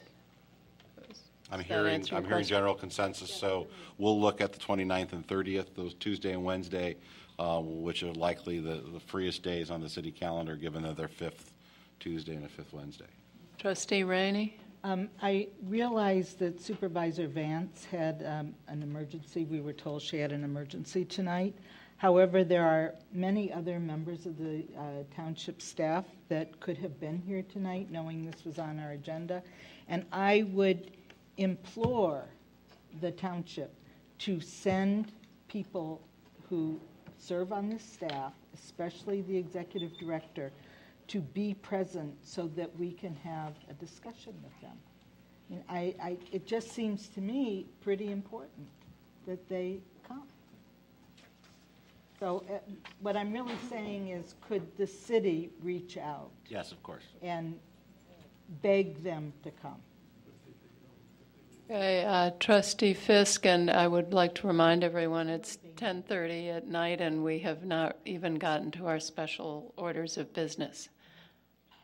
I just want to make sure that, City Manager, that you include some information from municipalities that are not within townships who do deliver general assistance and how they do that. And there's only one in Illinois, and that's Chicago. So every other municipality is in a township. What I think we can do, because I appreciate Alderman Holmes's comments about making sure that people are made whole through this. So I think it might be useful to look and see what other levels of general assistance in other Illinois townships are, to see if we were to increase the dollar amount or look at other best practices on how township government delivers those kind of services. So we'll work on that as well to come back. Thank you. Could I have a motion to reconvene as the Evanston City Council? Motion to adjourn as the township trustees and reconvene as the Evanston City Council. Thank you. It's been moved and seconded. All in favor, say aye. Aye. Opposed? Excellent.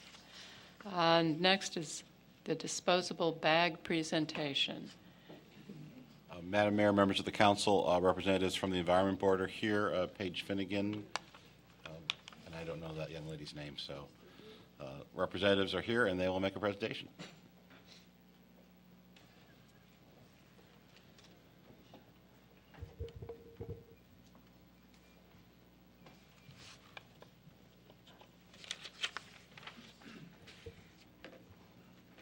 So, Madam Mayor and City Manager and honorable members of the council and all the wonderful people who came to give us their good opinions on this matter.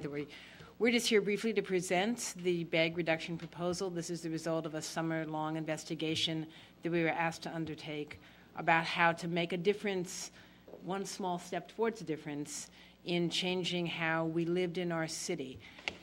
We understand that this is a beginning of a discussion, not the end. Do you want to hear our names? Yes, thank you. I'm sorry.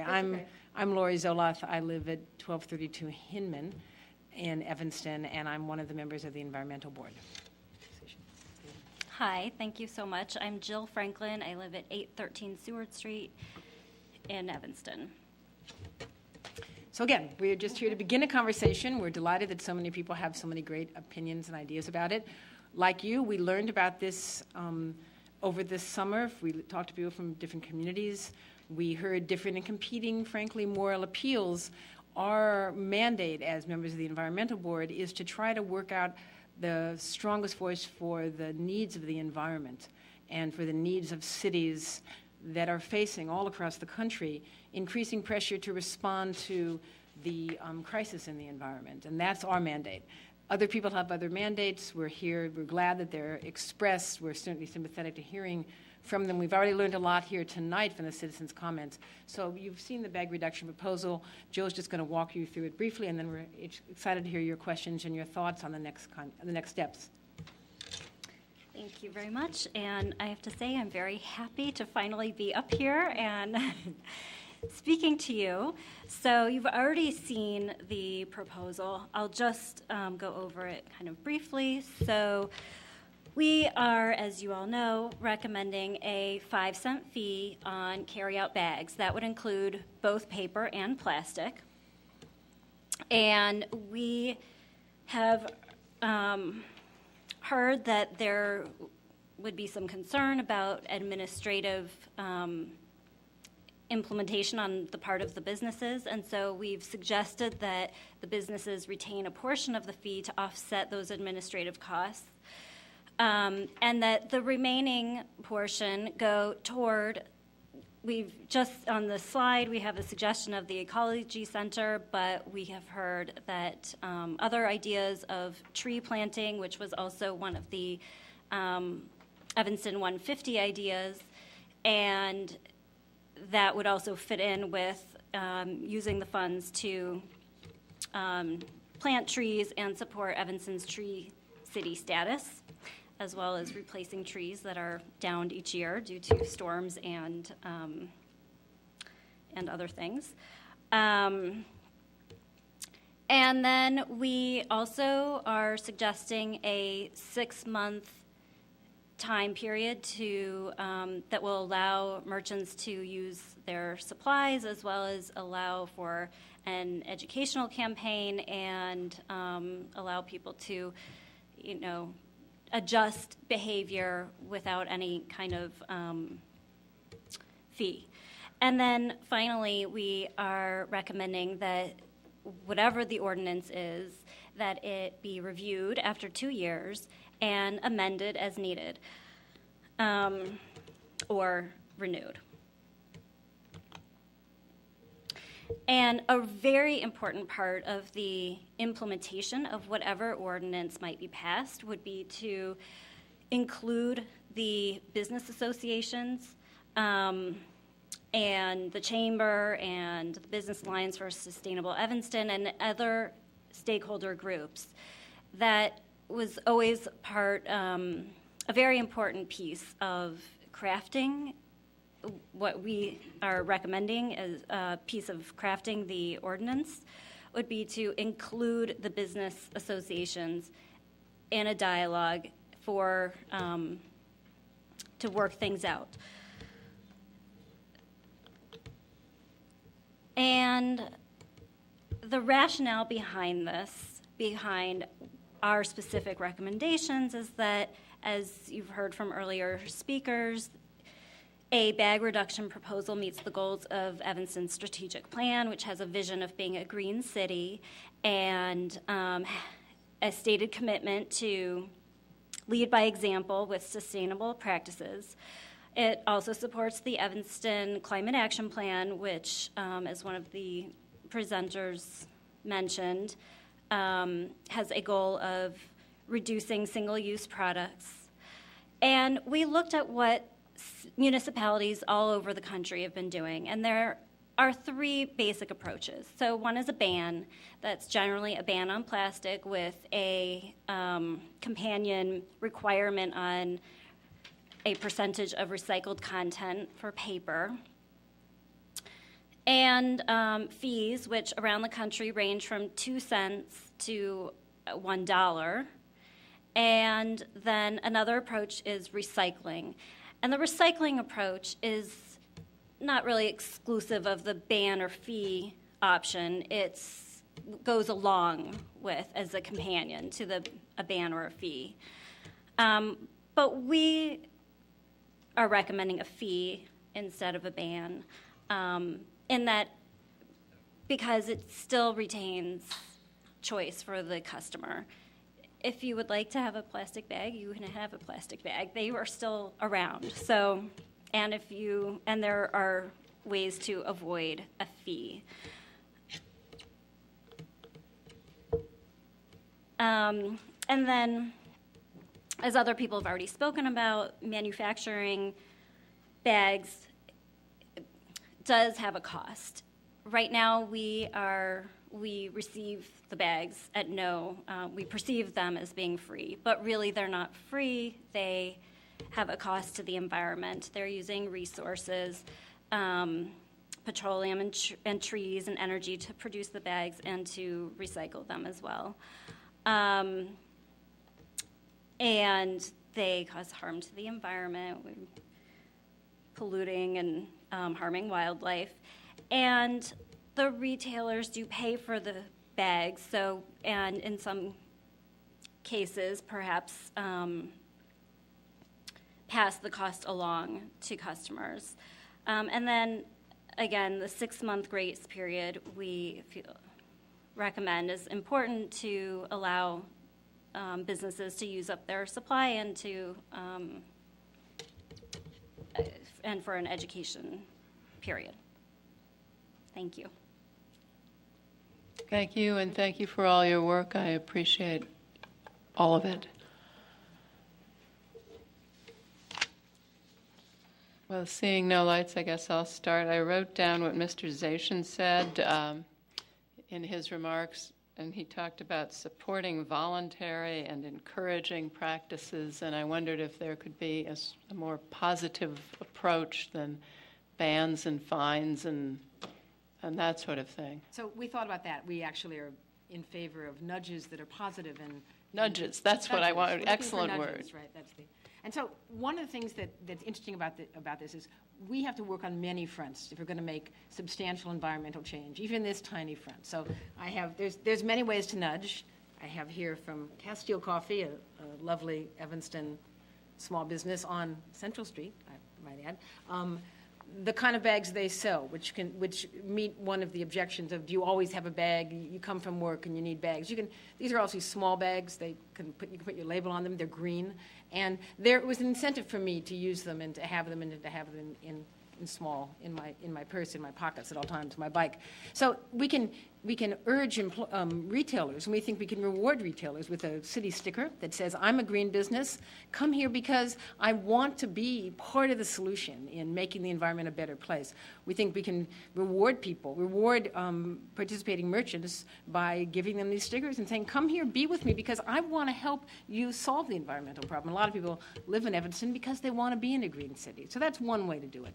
Another way is to do a very vigorous outreach campaign with a lot of education saying, we're taking this seriously, making it easy for people to try to remember to bring their bags, urging big institutions to provide bags in that educational period, and urging retailers who do an especially exciting job to be rewarded in some way. When people don't have to pay that 5 cents. You can always choose to pay 5 cents. It's not an excessive burden. They themselves get a reward because, when you bring your own bags, it's a bit of a reward to be a small nudge happily. You're not getting penalized. You're getting rewarded because you don't have to pay the amount of money that you'd otherwise have to pay. Now, I just want to give a great example of this. We all know we shouldn't drive and use our cell phones, right? And we've had a lot of educational campaigns. I understand this intellectually very, very well. And I'm smart. I can read the articles. I know it's really wrong. But you know what stopped me from doing it? The Evanston police officer who gave me a $50 ticket, right? I needed more than a nudge. I needed sort of a shove. And that was really effective for me, even much more than all the education. This urges you to say, it's serious what's happening to the environment. And yet we want to have a moderate approach, not a ban, but a moderate approach that is considerate of all the concerns we've heard. And that's why this is such a small and moderate it's just one step over shift. It's not a charge forward like some of other cities have done. It's a moderate, middle of the pack kind of solution. So it's using both incentives and moral incentives and moral suasion and that 5-cent little bit in there. If you can think of other great ideas, other rewards for people, that would be good too.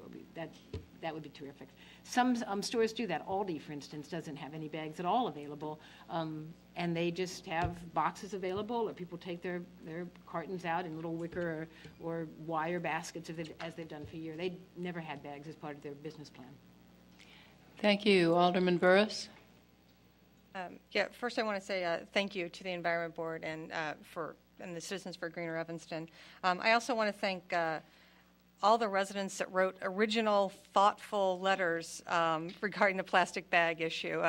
It's so nice to receive something that's not a standard form letter from people, so I really appreciate that. And I also want to go to the notion of a nudge versus just education and cite a few other examples. That I'd mentioned previously, smoking in restaurants. We had a lot of fear-mongering when smoking in restaurants were going to be banned. Restaurants are going to leave. People aren't going to come to restaurants. The bars are going to close down because people want to smoke. If anything, the exact opposite happened. More people go to restaurants, more people go to bars, because now we can breathe and we don't smell when we leave them. I would say that downtown Evanston has more bars and restaurants now than before the ban went into effect. Car emissions, something else. In the, I guess the 70s, talked about car emissions. We said, it's going to put everyone out of business if we put car emissions on, we make that regulated. If anything, once again, the environmentalist groups have helped us, helped all of us. We breathe better. There's not a smog hanging over Denver or LA or Chicago that was once here. It's a huge issue that people have to take a stand. It's harder, yes. ADA compliance. Also, businesses said if we have ADA in the late 80s when people were talking about it, and finally when it was passed, I believe in 1990, I don't think we've put people out of business because we require businesses to have ADA compliance. Yes, it's a change. Yes, people are afraid to make changes. But we have to do these things in order for the future, in order to have an environmental impact. And also, one of the things I would like moving forward is more data, actually data from reputable sources, not so peer-reviewed data from scientists in peer-reviewed journals. We heard tonight from a lobbyist from the Helix Poly company threw out a lot of data. I would really like to know, who's researching or who's funding the surveys that he talked about and who's funding that research. If you would look at some of that, it's being funded by the very people that make the money off the plastic bags. So when we throw out data and we throw out research, let's make sure that it's peer reviewed, and I would like more information on that so we actually have good things when we're talking about. So once again, I appreciate it, and hopefully we can find some common ground and get more information from the businesses too. Thank you. Alderman Grover? Thank you, Madam Mayor. I spent some time today calling up municipalities that have bag bans, smaller municipalities, not San Francisco, not LA. I talked to people in Brownsville, Texas, Dubuque, Iowa, and a select man in Westport, Connecticut. And you thought alderman was an archaic term. Select man. Oh, I thought you were some random guy. No. I called up and I talked to staff or elected officials who had been part of these bans and learned two things from their perspective. One is that policy changes like this through ordinances or bag bans are effective. The bags go away. The consumption of single-use disposable bags diminishes dramatically in response to policy direction, which becomes legislation. The other thing their lessons to me is that it's really important to include the business community in the crafting of the legislation, in its enactment, and especially in the educational efforts, because they're an important partner. And we need their employees encouraging the use of reusable bags and cheering customers who bring their own bags. We need the larger businesses to participate in those educational efforts and in bag giveaways. In a couple of these municipalities, the larger retail establishments actually sponsored bag giveaways during that educational time period, which in some cases was as much as a year. And that the goal really is changing consumer habits. And Dubuque, Iowa, for example, though, uses all voluntary effort. They set a goal of reducing bag usage by 25% as measured by purchases of bags by the retailers. So they start with the larger retail establishments that occupy 40,000 square feet. Those businesses in the first year have to report on their bag purchases. Every year they bring in, they lower the threshold, bring in more businesses to do the reporting. It was very interesting. And their goal is by 2017 to reduce bag usage by 90%, which requires a great deal of patience, although they expect to achieve that much sooner than 2017. So there are different ways to do it. It has to be appropriate to the community's sensibilities. But my lessons were you have to include the business community, and they can be effective in achieving that goal of reducing bag consumption. That's why the implementation plan centers on a stakeholders' decision-making group rather than the environmental board doing it by ourselves, or even the council doing it by yourselves.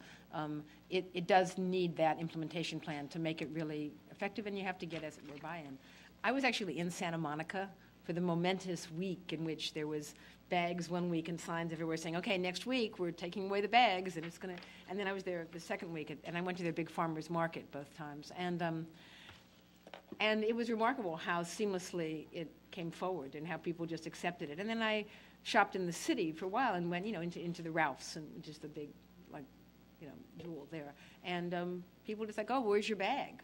Right, and you were directed actually to buy one of the bags with they use a bit of an advertising technique and that they just didn't have disposable bags. They had the bags you could buy, you could bring in your own, and there was no grumbling, there was no upset. People weren't fleeing into other parts of the city. It just seemed to be pretty matter of fact. And I spoke to a lot of people at the market, and to it turned out that the city council members were there at that market doing the education themselves, handing out the flyers and supporting it. And they said people were really beginning to support it and didn't anticipate any real trouble. Again, they had the business community buy-in, and that's really critical. Thank you. Alderman Tandem. Thank you, Madam Mayor. I'm all for rewards in any sort of program. I think that's very important. But going back to really what the mayor suggested at first, to me it's kind of two different divergent paths. The route of incentives versus the route of penalties, and I think are distinctly different. And I'm wondering why it seemed to me that you decided upon a route of penalties without really getting into lengthy discussions with the business community, especially smaller business or medium-sized business in this community that I think are going to be the most impacted by this. It seemed that it was kind of predetermined this would be a penalty system rather than an incentive program. Actually, we actually are both from California, so we had the opposite hypothesis. We were kind of interested in and floated the idea of having you'd get a deposit, like it used to be like Coke bottles. You used to get, take it and then get a nickel back. And we both came from communities where actually homeless people ended up gathering, all the trash very carefully and taking it in for the deposit. But there was issues around who would administer that, who would be in charge of that. That would have an administrative cost. And so we think that that's the kind of thing that is best handled by by the Implementation Citizens Committee. You might be right. That might be a deposit thing, might be more useful. No other cities have really tried that, with the exception of Berkeley uses some of that for some of its recycling plans. And I'll just add that we love the idea of an incentive of the stores that give a 5 or 10 cent credit on your bill when you bring a bag. We love that idea, and that's certainly something that we would support. I think I can speak for the Environment Board on that. Thank you. Alderman Fisk. Thank you, Madam Mayor. Well, I thought this meeting tonight actually was to hear back from you on some of the directives that I thought had given you previously, which was to talk to Jewel and Dominic's and some of the people in the business community. And I'm not hearing that you've done any of that at all. And I see what's being presented as basically what was presented 6 months ago or 5 months ago, and without very many differences at all. I'm concerned. I wrote a memo to city manager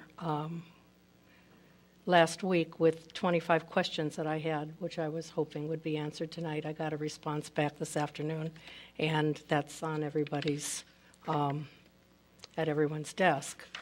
But this is a really serious thing. I think the disconnect between the Environmental Board and small businesses is huge. And I don't expect you to understand entirely what it's like to run a small business in Evanston, especially during these economic times, but it's pretty rough.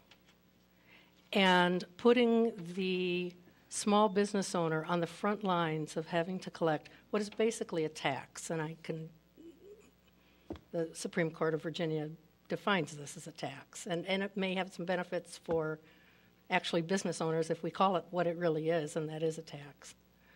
But to put small business owners on the front lines of having to collect that money for a bag that they're providing to a consumer in this town, I think is unconscionable at this time. My own experience is that most people who are shopping, and I'd be interested in hearing from other people in the room who run small businesses, is that there's a very high percentage of people in Evanston who bring their own bags, who refuse a bag, who are aware of that they don't need to accept a bag, just as there are business owners who don't feel that they have to offer a bag to every consumer. Part of what bothers me is that there seems to be an assumption that there are people who are taking multiple bags, who are being irresponsible about bags, who are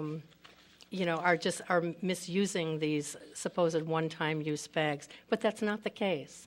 People come in our store, they return bags. I get people bringing them in. I tell them they can recycle them at Jewel or Dominic's. They know they can do that, but they like to bring them in, and we love to accept them. So I was interested in reading this because after asking those questions and expecting to hear answers from you and hearing none, I'm looking at who the people are from the memo that I sent today. I asked, which local merchants did the Environment Board consult regarding the bag tax? Question was answered, the Environment Board spoke with Dick Peach and Michael Drennan. That's it. Those are the only people who have been spoken to so far about this. Now, Dick Peach, I think, runs an auto supply store on Oakton, an auto repair. Wherever he is, there's not people going in there and buying consumable items from him. He's a very nice man. He's been very active throughout Evanston, and I think he's a wonderful person. But to assume that he understands the small business retailer who is selling items out of a store, whether it's a food store or services or whatever, I'm just surprised that you stopped at that one person, that there wasn't a larger investigation about how this might impact small businesses in Evanston. The cost to a small retailer is not in 5 cents. Giving somebody back 2 cents isn't going to help. That's not where the cost is. The cost is in software upgrade. The cost is in reporting. For a lot of the businesses that might be represented here tonight, they're mom and pop businesses. To add another hour of accountant's time during a month, $75. That's what the cost is going to be to implement this to some small business owners. It is going to make the difference to some business owners, and I'm talked to several today who I did not search out, they searched me out. And this will make the difference to them between staying open and not staying open. and that's how serious this is. We're in a community where, I don't remember who mentioned it at citizen comment, but we're within 4 or 5 blocks in a lot of cases from some of our business districts where consumers have choices where they're going to shop. Are they going to shop at Dominic's on Green Bay Road? If they don't have a bag, they might go 4 blocks further north to Jewel. So you've got to really stop and understand what it is you're asking the business community to do for you. I understand your goals. I don't disagree with your goals. I'm totally on board with you. I looked at my canvas bag that has a picture of Skatey Cat on the side. That bag is 35 years old. I've washed it 1 billion times. But I'll tell you, there are people that come in my store who buy frozen dog food, and they come in with a reusable bag that has mold in the bottom of it. They don't wash their bags. They don't understand the inherent problems with reusable bags, the amount of lead used to produce those bags. All of these are concerns that we have to discuss because I'm sure that you're concerned about them as well. I'm assuming that we're going to continue discussing this at future meetings. But we simply have got to stop treating this as just a warm, fuzzy issue that we're looking at and understand what you're really asking business people to do here, because it really is not fair. When you're exempting most restaurants, when you're exempting dry cleaners, when you're exempting a whole other list of people, you're not going to be eliminating plastic bags. You're just going to be saying to the small retailer and some of the large retailers, hey, you can't give plastic bags, but all these other people can. The person who has carry-out food can take a plastic bag for their leftovers, but a type 2 restaurant cannot. I'm looking here at equity and what it is we're trying to achieve and how we're going about achieving it.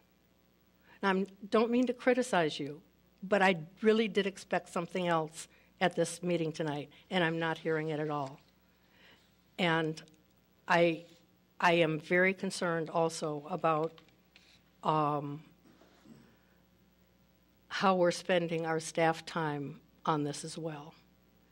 And so I'm hoping and asking my colleagues on the council that if we're seriously going to be discussing this, that we get down into the nuts and bolts of how this thing is going to work, so that all of the small business owners out there, all of the large business owners out there, understand exactly what the true cost of this is to them. Thank you, Alderman Wilson. Thank you. We're trying to achieve a goal. And as Mr. Drennan, I think, aptly identified the primary goal, we're trying to reduce the amount of material that's wasteful, that ends up in the landfill, that blows around in the streets. And not to diminish these efforts that you all have undertaken, but personally, I don't think that this will accomplish the goal. 5 cents a bag isn't going to accomplish the goal. If you go to Jewel or Dominic's or any of the big grocery stores, they sell the reusable bags. They're in the aisles. They're in every place, every checkout line. People can choose to buy those. If you have 6 or 7 bags of groceries, the 25, 35 cents is not going to be a deterrent to those people who are not choosing to buy the bags. So they're going to buy the bags. They're going to pay the extra amount. It doesn't accomplish the goal. But what does it do? It's a punishment. It's another tax. And we're evolving into a culture where what we choose to do is to try to punish other people for doing things that we don't like. We're talking about raising parking fines. We're talking about buying technology to track all of the license plates so we can see exactly how long a car has been in a certain spot.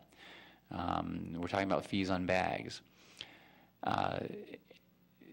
We're just becoming so focused on the deterrence that we're really not thinking about the alternatives. The mayor's right. There are alternatives. If you go to Whole Foods, you can get a credit or you can donate the credit to a charity. That's constructive. You can feel good about that. You can say, okay, I'll donate this. Those 10-cent coins with the hundreds of customers every day add up to something. and that means something to the person who gets it. This fee is going to alienate people. It's frustrating, and you know, I got heartfelt letters, but I got a whole bunch of form letters.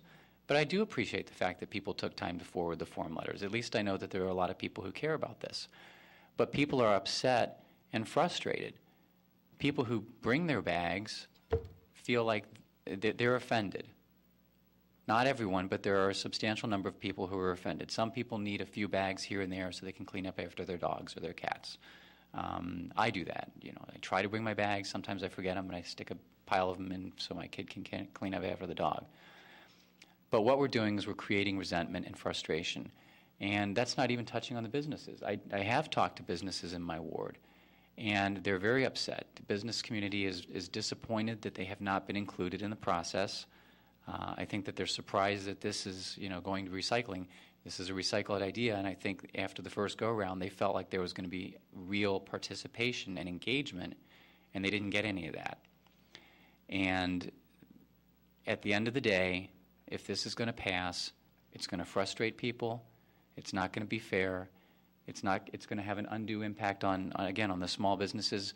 Companies, businesses, they're going to have to hire somebody to reprogram their cash register system. They're going to have to adjust their accounting.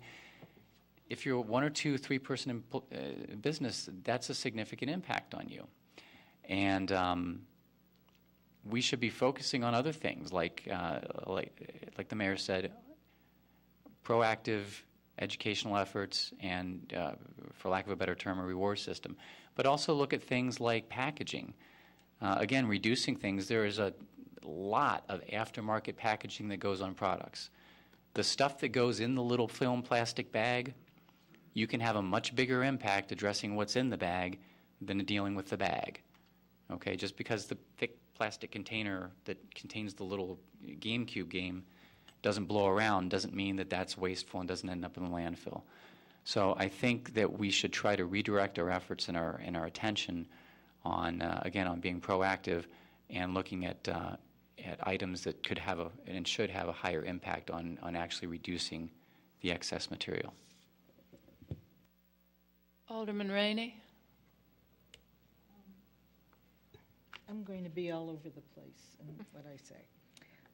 First of all, we have 4 stores in Evanston where the issue of plastic bags is not an issue. Sam's. And the interesting thing about these stores is they attract all these different kind of consumers. Sam's, 2 Whole Foods, and Aldi's. Every kind of consumer that exists crosses those 4 stores. There's no issue with plastic bags at those stores. You pay for your bag or you bring your own, right? I mean, I think the real, before I get into the real problem, as I left Belgian Chocolatier on Main Street last Saturday after and I bought a gift, not for myself.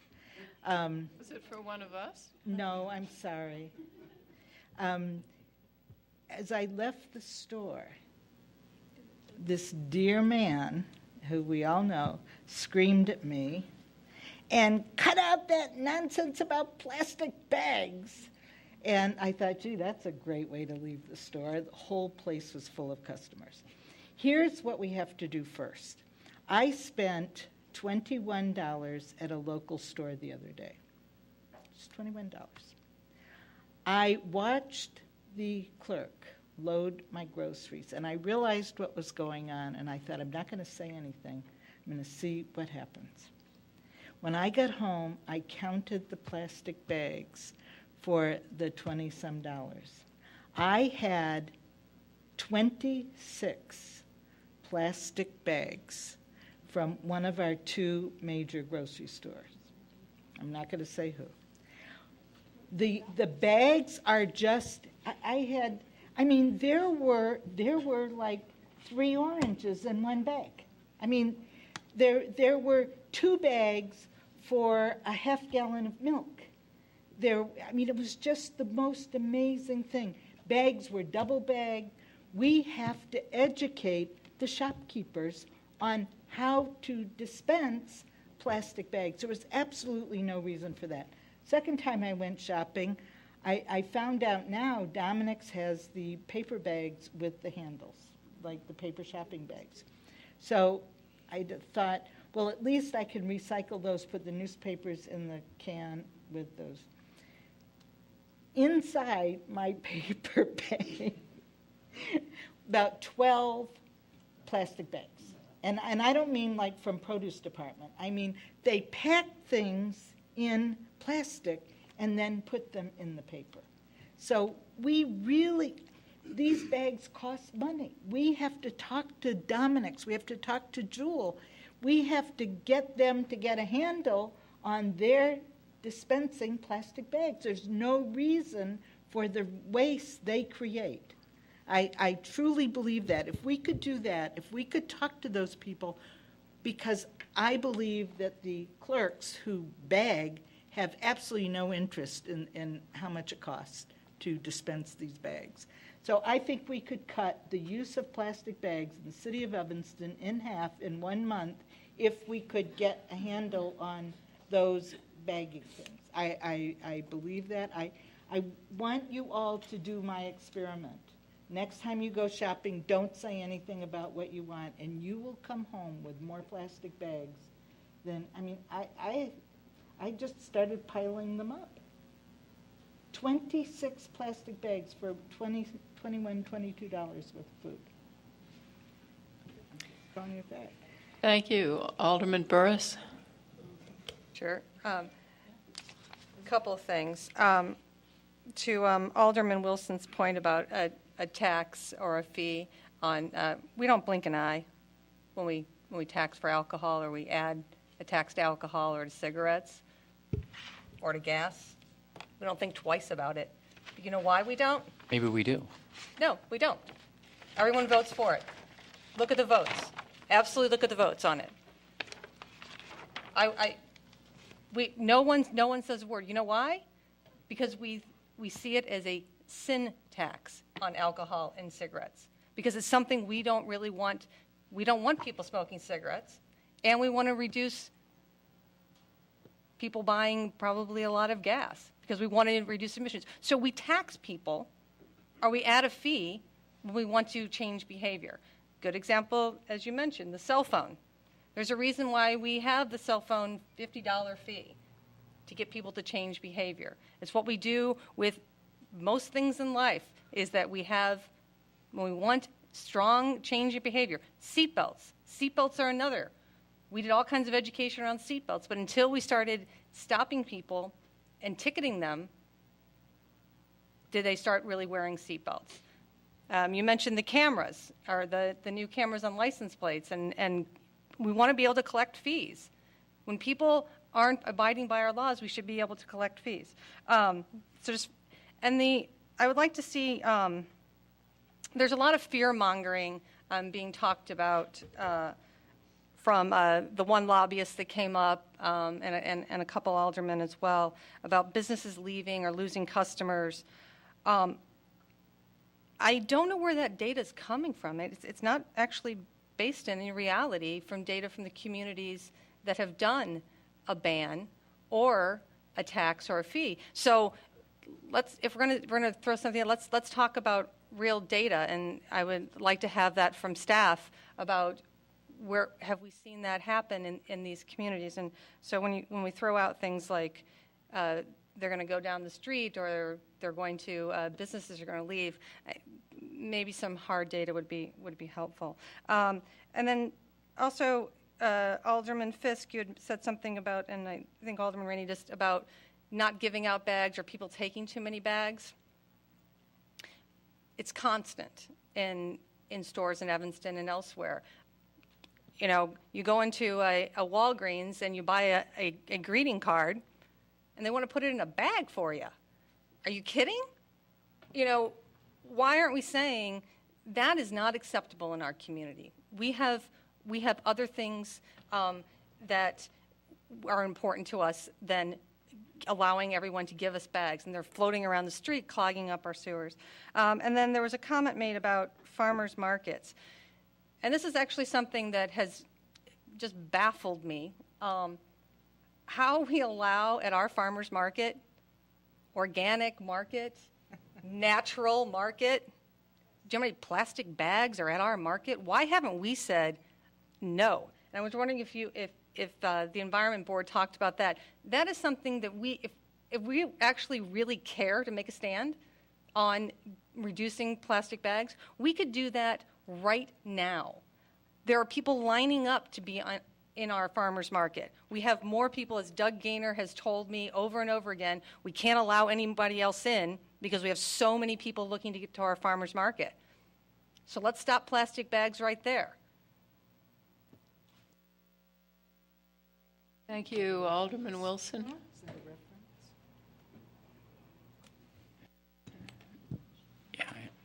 Every time you go into the store, it's an opportunity to educate that cashier. When I go to the store and they start to put it in the bag, I tell them I don't want it. So do I. And Alderman Rainey, you shouldn't do your experiment. You know, you don't need those 26 bags, okay? And I will watch them reach for the bag, and I tell them I don't need the bag, unless it's one of those occasions where I need a couple for the dog. But nevertheless, I firmly believe that we're heading down a wrong path here. We can tax everything. We can tax anything we want to.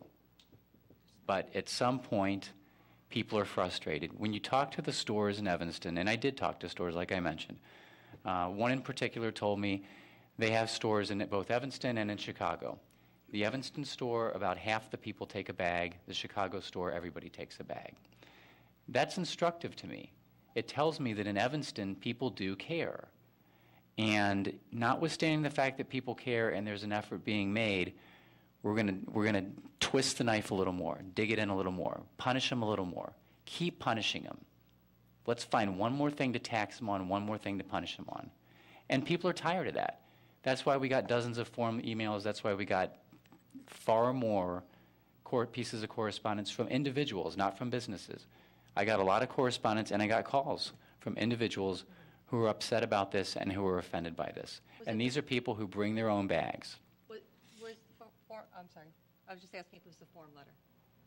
What's that? I was just asking the individual correspondence. It was the form letter. That's the only thing I got on the negatives. Was the form. I got more than just the form letter. I did. Yeah. All right. Thanks. Okay. It's too bad. Thank you, Alderman Nguyen. Well, I am very much in favor of carrying your own bag. Alderman Rainey, your campaign bag is one of the bags I carry. It holds an enormous amount. I've already gone through 2 of them. Where was it made? No, you don't have to answer that. But I think there are a couple of things, and it's getting to be very late, and I cannot stay past midnight, folks, so I'm just telling you, if something really needs my vote, I'm not going to be here. A couple of things. We don't have enough information here. I think we hear from one source or another source. I think Alderman Grover found out today the kind of information that I really wanted to know. How do other communities implement these programs? I want to know how it's done elsewhere, not just slap a 5-cent ban on folks. How has it worked? I mean, we're not inventing the wheel. Where are places where it's worked and been implemented appropriately? I don't think Santa Monica is an appropriate match for us. Dubuque would be, possibly. I want to know how they rolled this out. I want to understand what the education process was that they did. I think most Evanstonians will happily gradually change over, and they are. I disagree with putting a 5-cent ban on this, and I completely agree with the 25 questions that Alderman Fisk raised. The implementation of this is a nightmare. I mean, we can't get people to stop using leaf blowers, and they're out in the open. And if we think that people care so much about being green, we have all these Evanstonians who are wealthy Evanstonians who are hiring these landscape companies who blast away with the leaf blowers. So, you know, we need to do a lot more educating for people to understand how to use fewer bags. But just as people have turned to CFLs for their light bulbs, not just because they save their electricity, but because, once you look at the 1 ton of coal that is thrown or into the air or in a single year by using an incandescent light bulb versus using a CFL, you never can turn on an incandescent light bulb again. So we just need to educate people a lot more about this. But also, I want to find out what other communities who've had these bans before have been doing. I think that there is not enough information here for us to make any type of decision tonight. There has to be a lot more information before I want to make a decision. And I think that what we should do is either ask the Environment Board if they're willing to do a much more thorough, much less biased review of this information, or whether we have to have the staff do it. And then I think we need to move on to the consent agenda. Thank you, Alderman Nguyen, particularly for pointing out the time. I have Alderman Fisk and Alderman Grover, and then I think we need to move on, asking the Environment Board please to work. I would like to highly recommend the Central Street Business Group. Having worked with them when I was their alderman, they are excellent business people and very good minds, and I think they'd be very helpful. Alderman Fisk. Thank you. I was going to pass, but I do think we need to turn this over to staff now. I think that that's something that's going to work a little bit better at this point. Thank you. Alderman Grover. Thank you very, very much. It's a tough topic, and I appreciate all your work.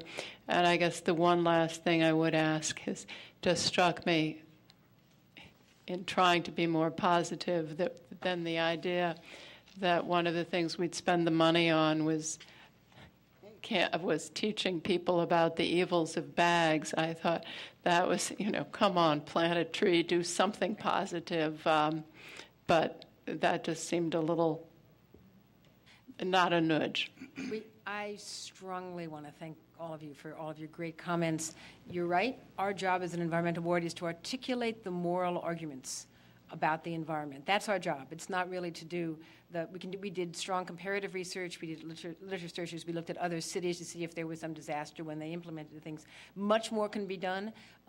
We strongly urge you to use staff and to rely on the good work of citizens throughout the city, both the merchants and the environmental activists who've spent so much time and done so much good research on this. And that's the main thrust of our arguments to you is use the good citizens, both from all different communities, create this implementation plan, but move ahead and do something, because we don't have an endless amount of time. I believe we should be doing something right away.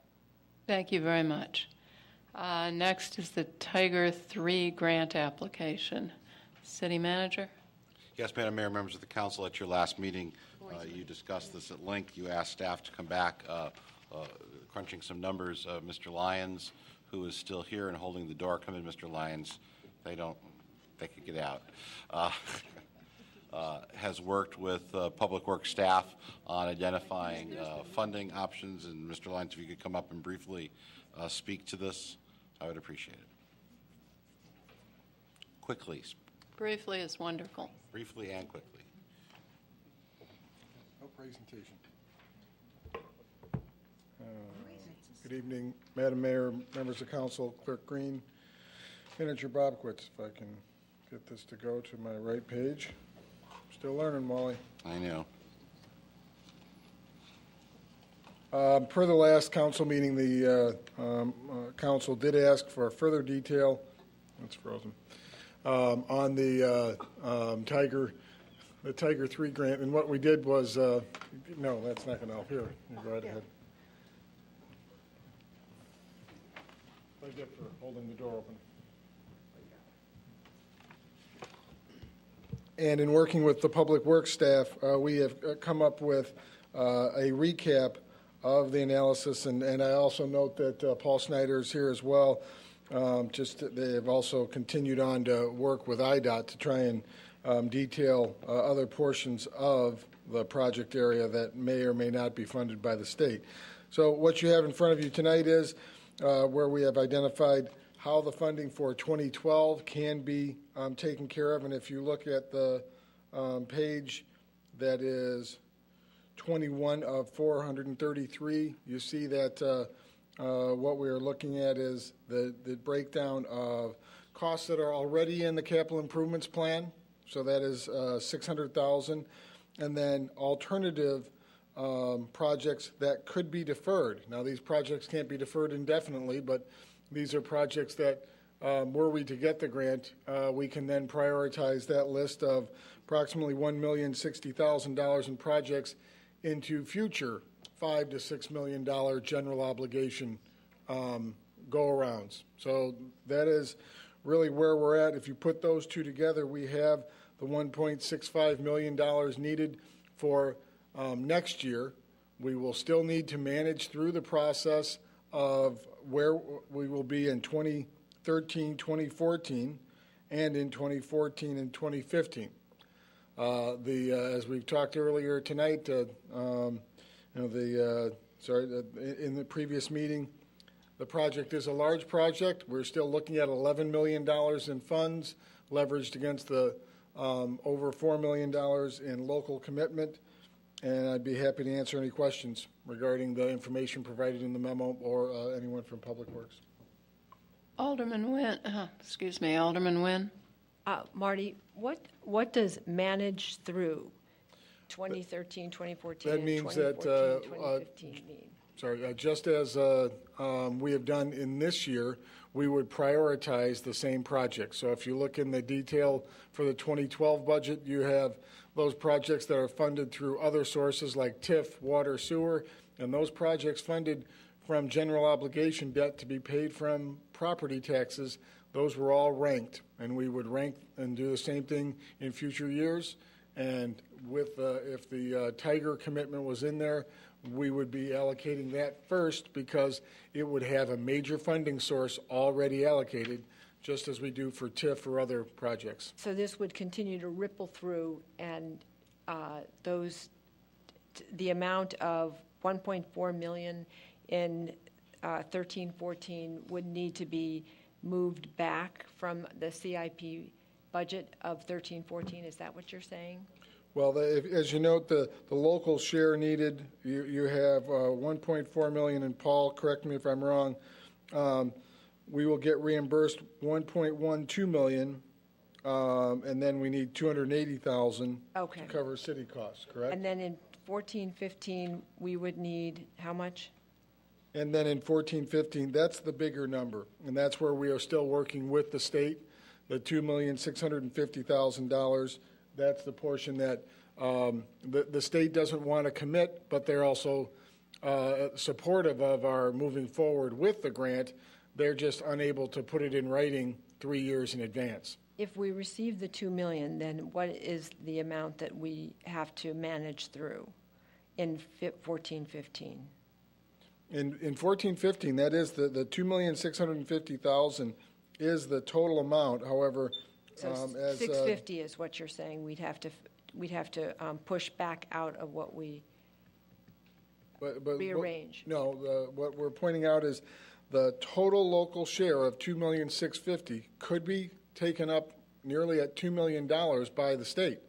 We just don't know yet. So if they choose not to, but then even if they don't, then we also have the $820,000 from Washington National, where we know we do have sufficient funds, and $560,000 that would need to be bonded from West Evanston TIF. We would have about a $50,000 to $60,000 annual bond, maybe right around that amount, because it'd be about a 15-year bond.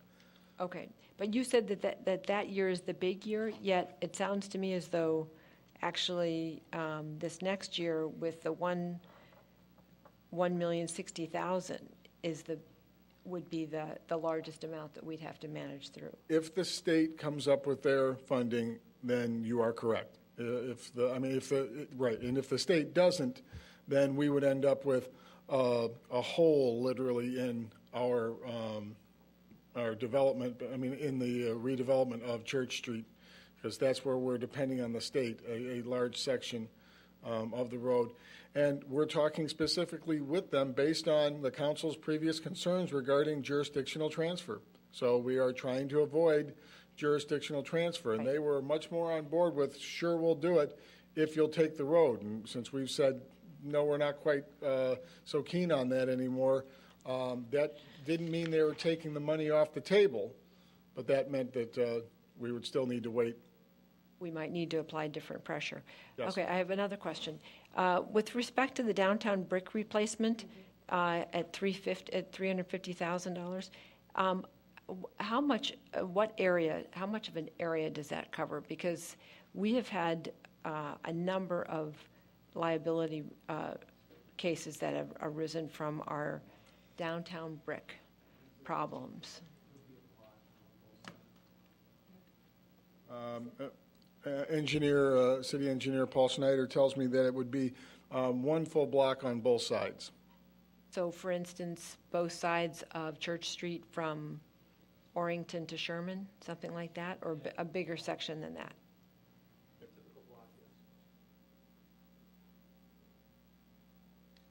Okay, I don't have any other questions right now.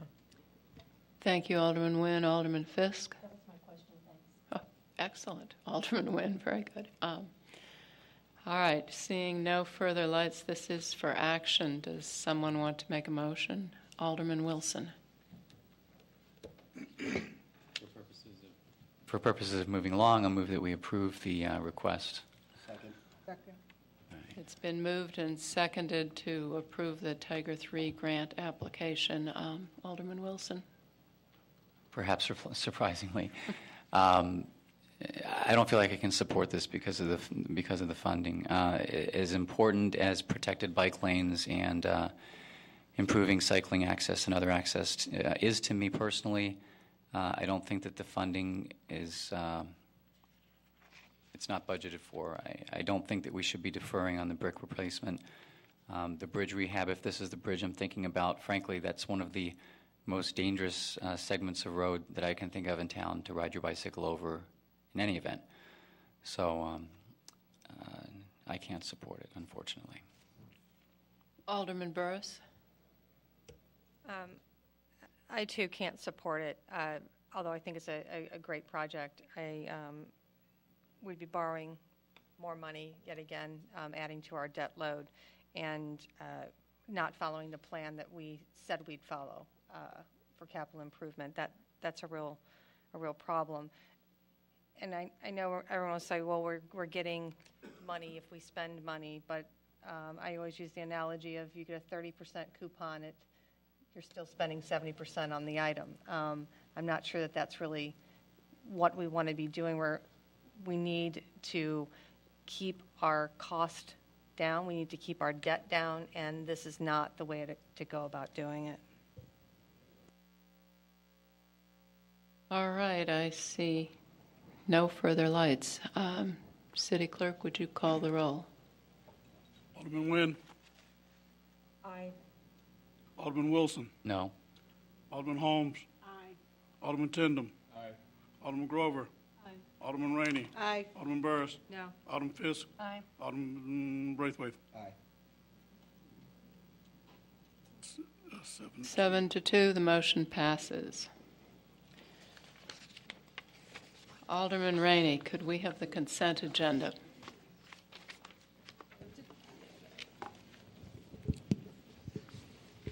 Madam Mayor, I hope Mr. Farrar approves of this.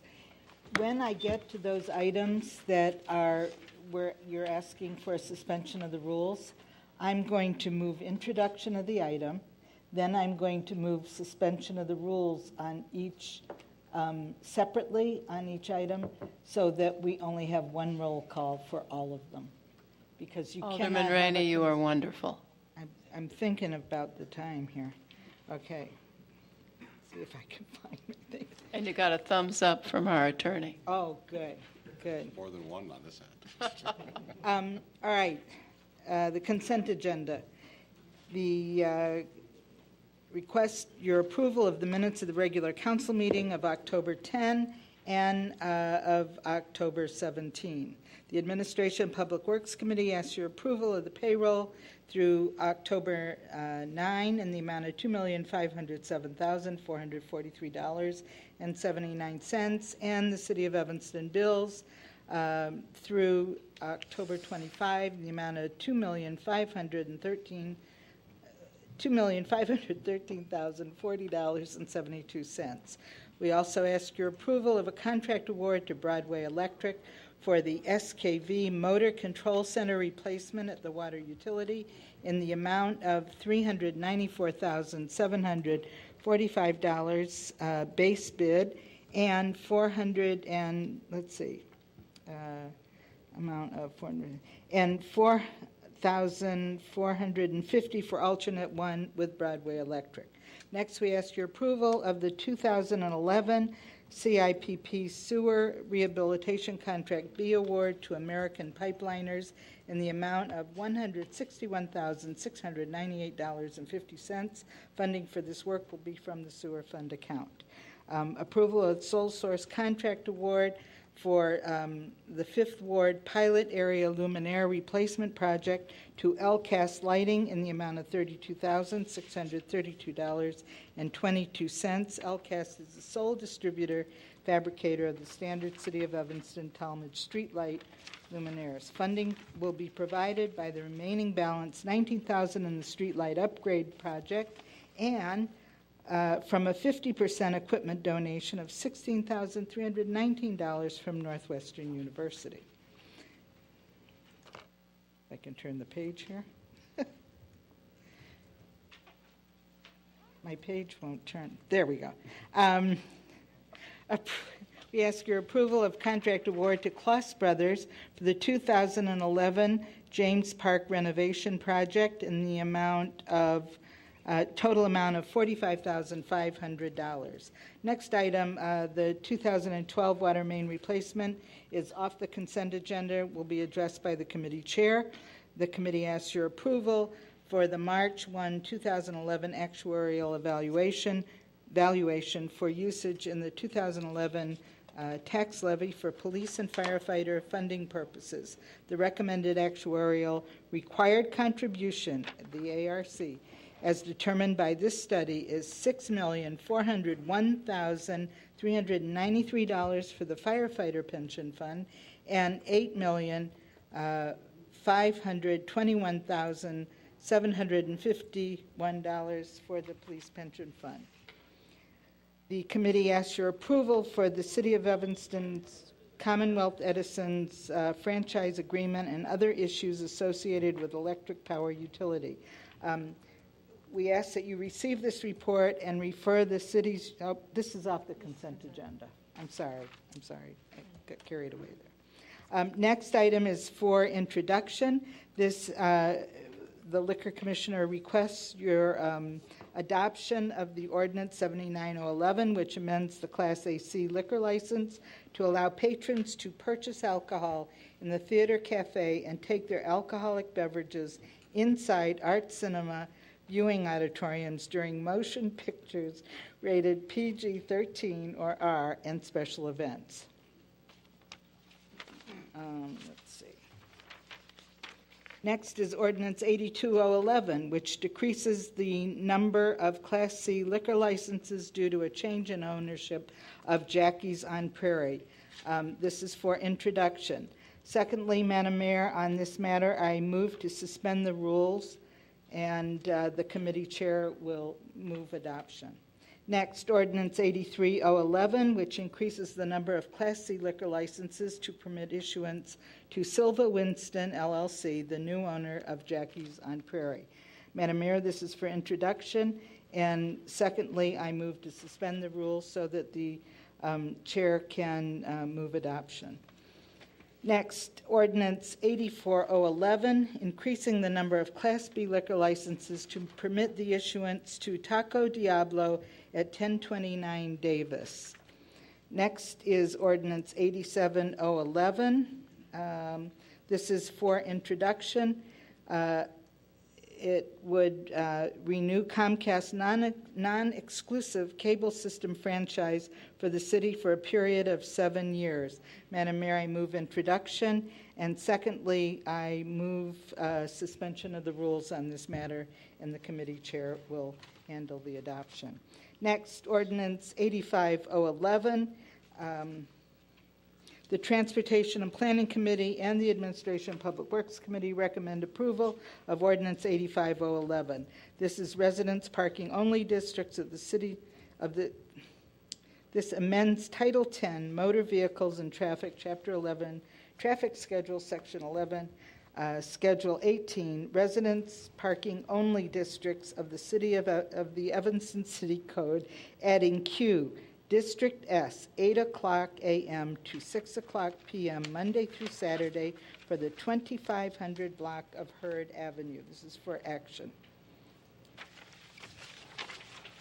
Next, ordinance, next. The Administration Public Works Committee and the Transportation Parking Committee recommend approval of Ordinance 86011, which amends Title 10 regarding limited parking, residential exemption, District A, adding Lincoln Street, South Side, from Orrington Avenue to Sherman Avenue for action. Next, under Planning and Development, the Sign Review and Appeals Board and staff recommend approval of Ordinance 90011 that amends the sign regulations to improve administration. The sign regulations were created in 1987 and amended in 2003. Next, that's for introduction. Next, for introduction, Ordinance 89011, granting major variations for the construction of this is off the consent agenda? Is that correct? Oh, this is for, you know what? We're going to leave this on the consent agenda. It's for introduction only. Ordinance 89011, granting major variations for the construction of a multifamily dwelling located at 2500 Green Bay Road in the R5 General Residential District. This will be amended at the next council meeting. This is for introduction only. Next, next for introduction only tonight is Ordinance 88011 regarding an application for special use for a bed and breakfast at 300 Church Street in the R1 Single Family Residential Zoning District. This is for introduction. With that, Madam Mayor, I move approval of the consent agenda. Thank you, Alderman Rainey. City Clerk, seeing no lights, could you call the roll? Alderman Nguyen. Aye. Alderman Wilson. Aye. Alderman Holmes. Aye. Alderman Tindem. Aye. Alderman Grover. Aye. Alderman Rainey. Aye. Alderman Burris. Aye. Alderman Fisk. Aye. Alderman Braithwaite. Aye. 9. 9-0, the consent agenda passes. Alderman Burris, could we have Administration and Public Works? Item A4, 2012 Water Main Replacement and Street Resurfacing Program. It's off the consent agenda. Alderman Rainey has asked to take off Howard Street off of the resurfacing program. So staff recommends City Council approval of the proposed list of projects to be included in the 2012 Water Main Replacement and Street Resurfacing Program, subject to final approval of the fiscal year 2012 Capital Improvements Plan. In addition, staff recommends the development of a new 5-year street improvement plan for fiscal year 2013 to fiscal year 2017 to be completed in 2012. Second.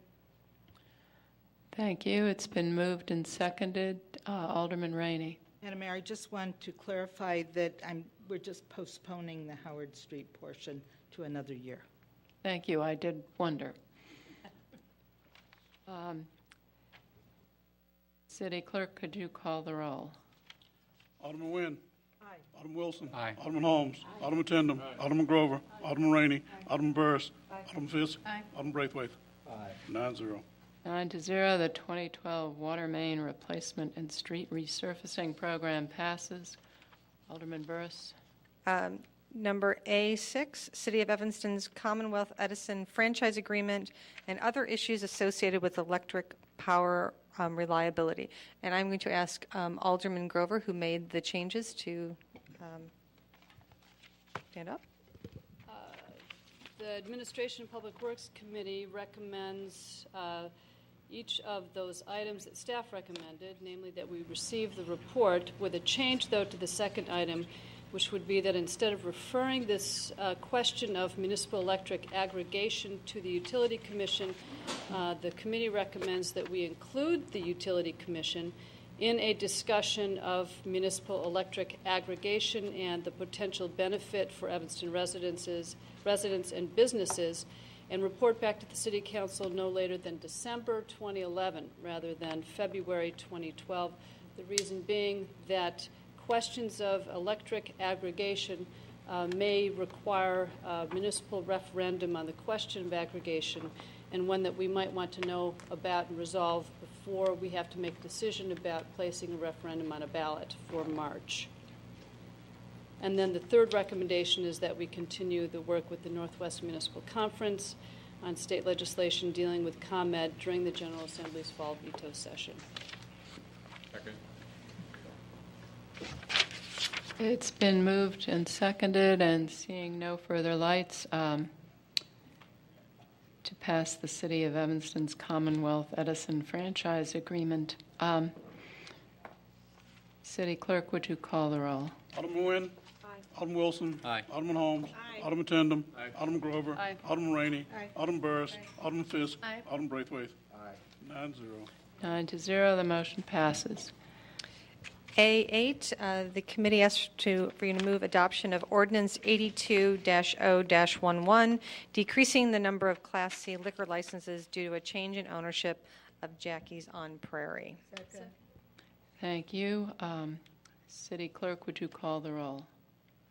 Alderman Nguyen. Aye. Alderman Wilson. Aye. Alderman Holmes. Alderman Tindem. Alderman Grover. Aye. Alderman Rainey. Aye. Alderman Burris. Alderman Fisk. Aye. Alderman Braithwaite. Aye. 9-0. Jackie's on Prairie, thanks you. Me again. Go ahead. At A9, the committee asks for you to move adoption of Ordinance 83-0-11, increasing the number of Class C liquor licenses to permit issuance to Silva Winston, LLC, new owner of Jackie's on Prairie. Second. It's been moved and seconded. City Clerk, could you call the roll? Alderman Nguyen. Aye. Alderman Wilson. Aye. Alderman Holmes. Alderman Tindem. Alderman Grover. Aye. Alderman Rainey. Aye. Alderman Burris. Aye. Alderman Fisk. Aye. Alderman Braithwaite. Aye. 9-0. 9-0. Jackie's really thanks you now. Number A11, the committee asks adoption of Ordinance 87-0-11, authorizing a cable franchise system between the City of Evanston and Comcast of Illinois for a period of 7 years. It's been moved. Is there a second? Second. Thank you. It's been moved and seconded. City Clerk, could you please call the roll? Alderman Nguyen. Alderman Wilson. Aye. Alderman Holmes. Alderman Tindem. Alderman Grover. Alderman Rainey. Aye. Alderman Burris. Alderman Fisk. Alderman Braithwaite. 9-0. 9-0, the motion passes. And does that conclude your report, Alderman Burris? Yes. Thank you very much. And Alderman Holmes, do you have? No report, No Madam Mayor. report. And Alderman Fisk? No. No report. Excellent. Next is Alderman Nguyen. Are we done with call of the wards? No report, Madam Mayor. No report. Thank you. Alderman Wilson. I will be having a ward meeting November 2nd, 7 o'clock p.m. at the McGaw YMCA, 1000 Grove, to discuss budgeting. Thank you. Alderman Holmes. No report. Thank you. Alderman Tindem. No report, Madam Mayor. Thanks. Alderman Grover. Thank you, Madam Mayor. Monday is Halloween. Please have a safe Halloween and look out for Evanston's children on our streets and sidewalks. Thank you. Alderman Rainey. Thank you, Madam Mayor. Today, several members of the 8th Ward attended the very first appearance of a person by the name of Hinton, who is before the courts for 2 counts of first-degree murder and 2 counts of robbery on the Howard Street murder a few weeks ago. And we intend to attend for every appearance until it's resolved. And on a lighter note, I'm asking all grocers, all sellers of eggs to cease and desist selling to any child under the age of 18 until after Halloween. Thank you. Alderman Burris? Be holding a 9th Ward meeting on November 3rd at 7 p.m. at Robert Crown. Thank you. Alderman Fisk? No report. Thanks. Alderman Braithwaite? Thank you. City Manager, have you given up the concept of an executive session? I have indeed. Thank you. Move to adjourn. We are having one or not? City Clerk? Alderman Nguyen. Alderman Wilson. Aye. Alderman Holmes. Alderman Tindem. Alderman Grover. Alderman Rainey. Alderman Burris. Alderman Fisk. Alderman Braithwaite. 9-0. We are adjourned. Congratulations. We made it before Alderman Nguyen's deadline. Thank you.